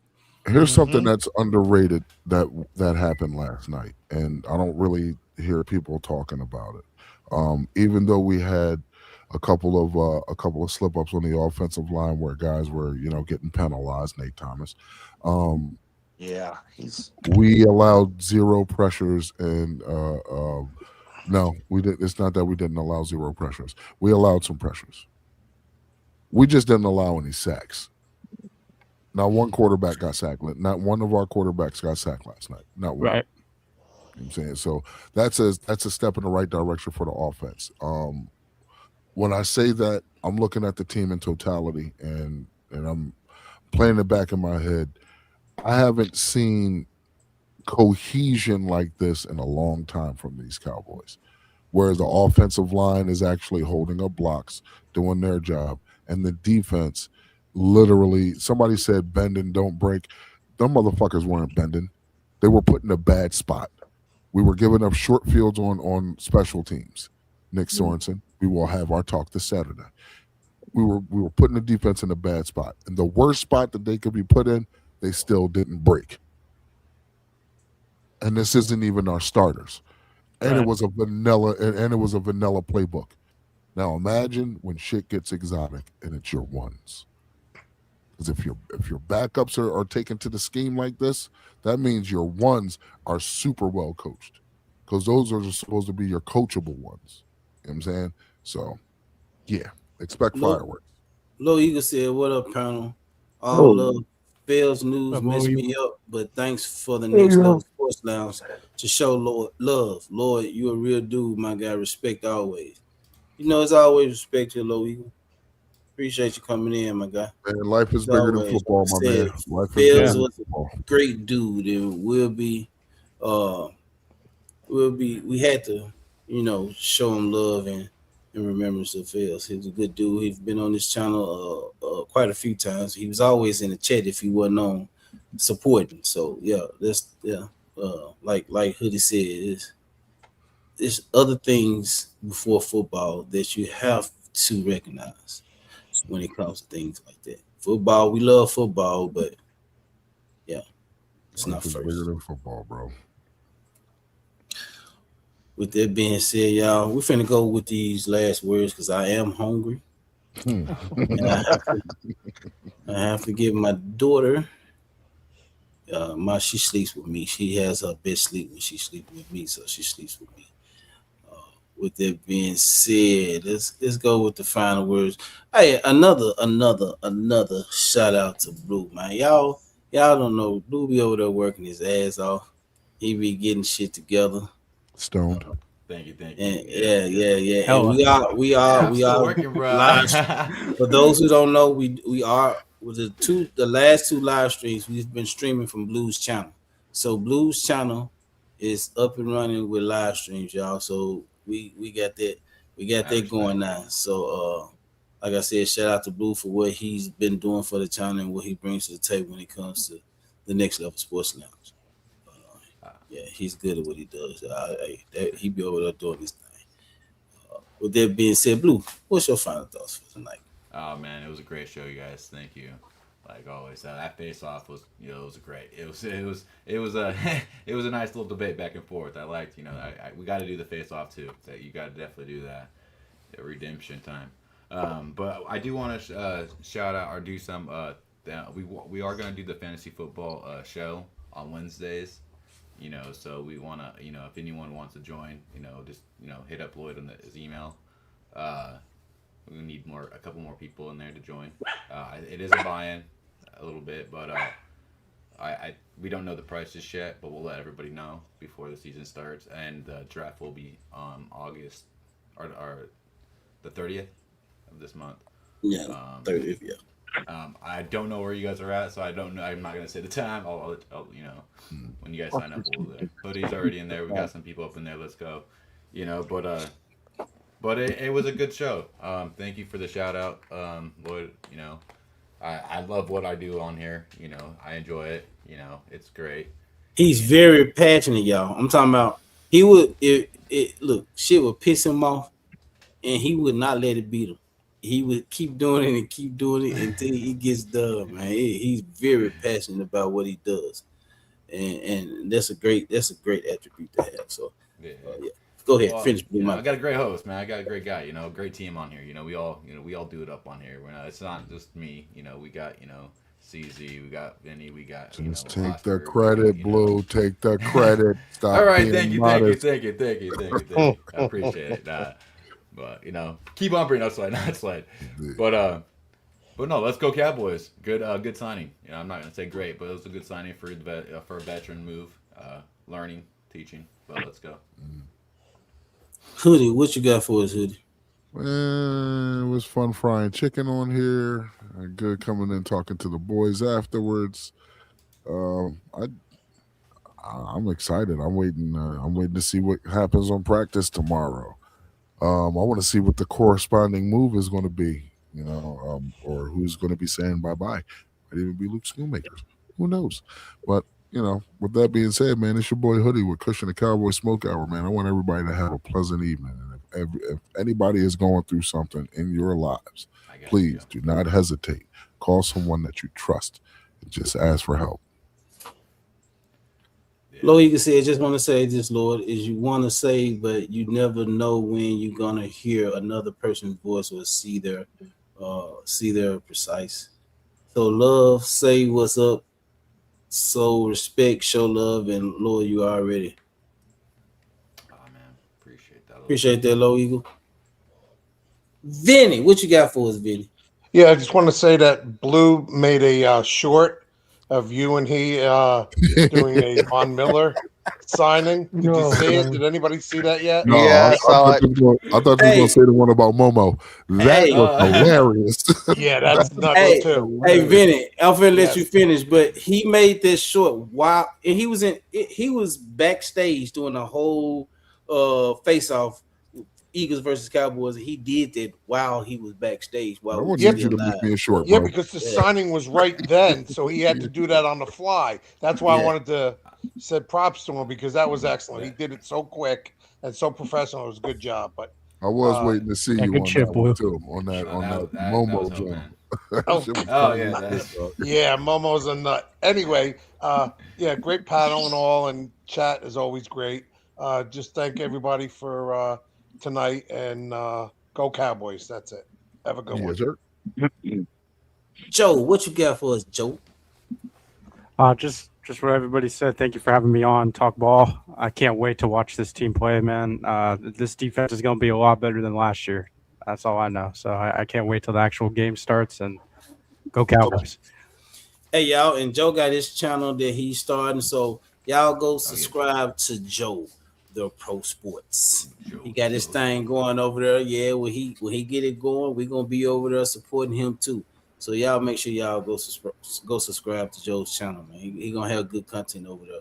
So yeah, we all need to be a part of his growth, just like everybody was a part of the Next Level Sports Lounge growth. So let's go support him, and also support Hoodie over there with his channel. Great content he has going over there, whether it's him doing it by himself or having his guests or him and Angry doing it. He got great content going on over there. And for him to work all the way up until 9 or 10 and then get off and then go do a live stream and then or do a live stream before you go to work, hey, that's dedication right there, man. So let's go. This shit's addicting, bro. There, man. Yeah, this shit is addicting. Like, I start going through shakes.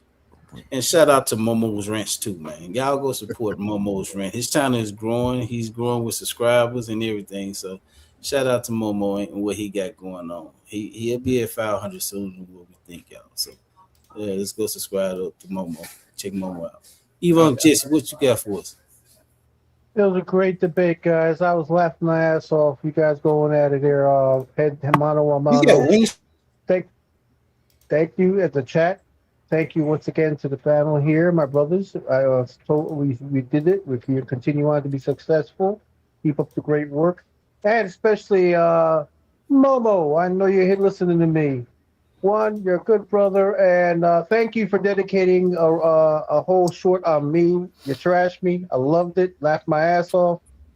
You're very intelligent, wise, but you're still my buffoon. But I love my buffoon. Take care, guys. Go Big Blue. Randy, what you got for us, Randy? Well, I watched the game during our live stream last night. Then I went back and watched it again. Then I went on other channels that were debating. They check out the game and they go crazy if they see good catches and stuff. Well, I went on like 4 different channels, and they went crazy over Trigg and Brown. I mean, when I say they went crazy, they were cussing, why couldn't our team find these guys? So it should make you Cowboy fans, all of us, happy that we got good scouts to find these guys and bring them on our team. Yes, sir. And before I go to Oscar, let me say this. Like, Rhonda is always here supporting y'all. Y'all, Rhonda has her channel up. She done had her channel for a while. Hey, she got some good shit going on over there too, man. Go check out Rhonda. Lovely Sparks over there, y'all. She's everywhere showing her support, y'all. I'm talking about everywhere. And she shows her support, and she's very passionate about her Cowboys. So we love you, Rhonda. We appreciate your support. Y'all, for those who haven't, go check out Rhonda's Lovely Sparks and subscribe to her channel. All right. Lloyd, I got a question for you. Are you doing a live stream tomorrow night or Tuesday after the scrimmage? I know I'm doing it Tuesday. I don't know about tomorrow just yet. Okay. I'll let you guys know early. Yeah, I'll let you guys know early. All right. If we do one tomorrow, but I know we're doing it Tuesday. No we have to do it Tuesday. Yeah. I'm not missing that. I'm not missing that. And that's going to be for the panel. So everybody, make sure y'all here for those who can make it. I know Oscar might not be able to make it, but we must definitely Tomorrow? Tuesday for the joint practice against. What time is that? It's probably going to be around 11:74. about 11. That's all right. I'll try my best. Okay. I could set a fire at work or something. Probably 3. Emergency. Hey, y'all, my wife just went to the door and got some wings. She ordered some Wingstop for real. I'm about to go, and she ain't even asked me that I want anything. What kind of shit is that? Yeah, man, she got dibs, man. No.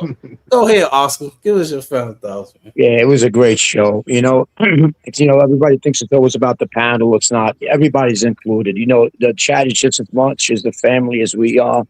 And it's always nice to come in and have Hoodie and Angry and Drew, Warren do their thing. And whoever it happens to be as a guest next week, Rob A., whoever happens to be, because it's not just us, it's everybody. And that's where we got to stop, the back and forth. And remember where this all started. The people that did start it and the advice that we all got and everybody that helped us, other channels. And we all, like you said, Rhonda, B Dunk, Momo's channel, Drew's channel, Warren, we were all family. And we got to continue to grow that. We all know life is short. We got a little taste of that this weekend. And like Low Eagle says, it hits everybody different. And I don't know if anybody knows, but it hit me a little different because me and Feltz did get close over the last 2 months. Nobody knows about that, but me and Feltz, and he asked me to keep that private. And I did meet Feltz on Leo's channel. So shout out to Leo for introducing us to Feltz. And then me and him got close on Marcus' channel, talking back and forth. So just wanted everybody to know that it hits everybody different. And it did hit me hard because me and him had got close for certain reasons. Not to bring out that it's not important at this point. That's between me and him. He asked me to keep it between us. And I am going to do that to respect him, but it does hit everybody different. And it hit me very different. So just want to say, love the man. And I'm just going to say, I love the man. That's all I'm going to say. Got it. Good night, everybody. Good night, Oscar. All right, Oscar. Great stuff. Great work, Oscar. Good job. Yeah. We don't nobody know when the last day is going to be here, so we shouldn't take what we have for granted. What we hear, what we've been blessed with, because it's a blessing to be here. Phils was a good guy. We can't say it enough. He was a good guy. Good guy. Yeah, I didn't know him like some did, but I knew enough of him to know that he was a good guy. Support and showed the support and stood on what he believed when it came to football. So he's going to be missed, not just on the Eagles Collective, not just with the Bird section, not just with Eagles Drew and his family. He's also going to be missed here at the Next Level Sports Lounge. Absolutely. With it being said, if nobody else has anything else to say, we're going to close it out. We appreciate everybody in the chat for being here, for the subscribers, for the super chats, for the comments, for the questions, for the back and forth, because we go back and forth on the panel. So we welcome it in the chat too, y'all. So, I mean, that's what makes football great, y'all. We ain't going to always agree, but we can have our little battles here and there on the panel and in the chat. Hey, it's been times where us Cowboys fans and got into some debates. It's okay. It's all football. It's all football. I enjoy it. I can do this shit all day, every day. I was doing it before I started this podcast, and now we're just doing it on live streams. I love it. I enjoy it. And like I said, we'll be bringing more content, got things going out to people. Those prizes, the gifts, all that will be shipped out on tomorrow. They already boxed up. Jesse, I told you, give me a second for yours because it hasn't made it in yet. Take your time. But, no problem. Still got robbed on that one. It's got to go to Philly, so it might take like a couple of years. Yeah, in that trash can, right? Right behind you. Yeah, they got to find If it the right doesn't get garbage stolen. can. No, Dirty. I'll talk to the mailman. Make sure he gets squared away. Watch your mailman. And it's North Philly. Brian. And it's North Philly. Oh God. Other than Jesse, I was gonna do a giveaway on tonight, but got time went by, so I'll do it on the next live stream. I know I'll be doing one on Saturday or Sunday. But yeah, other than Jesse, I got Vinny, Dirty, and who's the other person? CZ. All this boxed up and be leaving Did you out. say who's the other loser? Oh man, that's messed up. Damn. That's a guy. No. He is an Eagle fan. Exactly.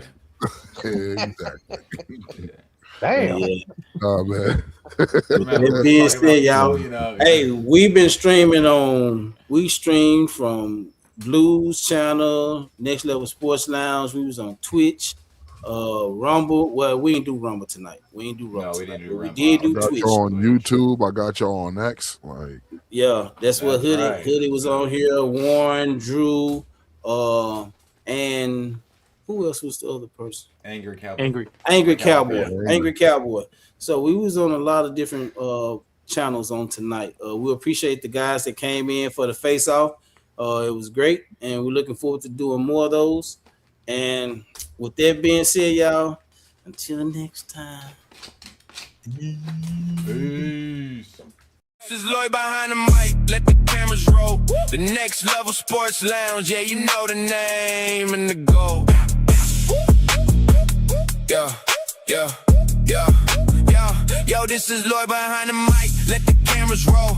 The Next Level Sports Lounge, yeah, you know the name and the goal. Grab a drink, grab a smoke, come vibe with the show. Real Cowboys talk, no cat, no script, we ready to go. Breaking down plays, yeah, we keep it legit. Defense hunting, yeah, we bringing that pain and we never quit. Offense ready, yeah, we changing the game tonight. Every take, heavy, feel the pressure applied under the blue light. Cowboys Nation, yeah, we riding with pride. Lights glow blue when the live goes on and we step inside. Fans tap in from the dusk to dawn in the stream. We talking football, yeah, we say it direct for the team. If it's real Cowboys talk, then you know we connect. My name is Lloyd. We demanding our respect. Grab a drink, grab a smoke, come enjoy the ride. Blue and silver energy, feel the vibe tonight. Every breakdown hit, every headline loud. The Next Level Sports Lounge, yeah, we rocking the crowd. Panel going crazy when the big plays hit on the screen. Everybody locked in when the topics get thick in the scene. Win or lose, yeah, we keep it all facts on the track. Cowboys talk live and we never ever hold back. Yeah, Lloyd is in the zone, we built for this game. From the draft talk hype to the prime time shows, we claim everybody tuned in. Yeah, the fan base grows, mic hot, lights flash, whole scene on fire as it goes. Cowboys Nation energy, keeping us higher. We fueling the fire, yeah, we fueling the desire. Grab a drink, grab a smoke, come enjoy the ride. Blue and silver energy, feel the vibe tonight. Every breakdown hit, every headline loud. The Next Level Sports Lounge, yeah, we rocking the crowd. Yeah, it's your boy Lloyd, we did it again. Real fans, real talk, yeah, we built for the win. Grab a drink, grab a smoke, let the whole thing roll. Cowboys Nation stand up, yeah, we taking control. This is Lloyd, signing off from the lounge, let's go.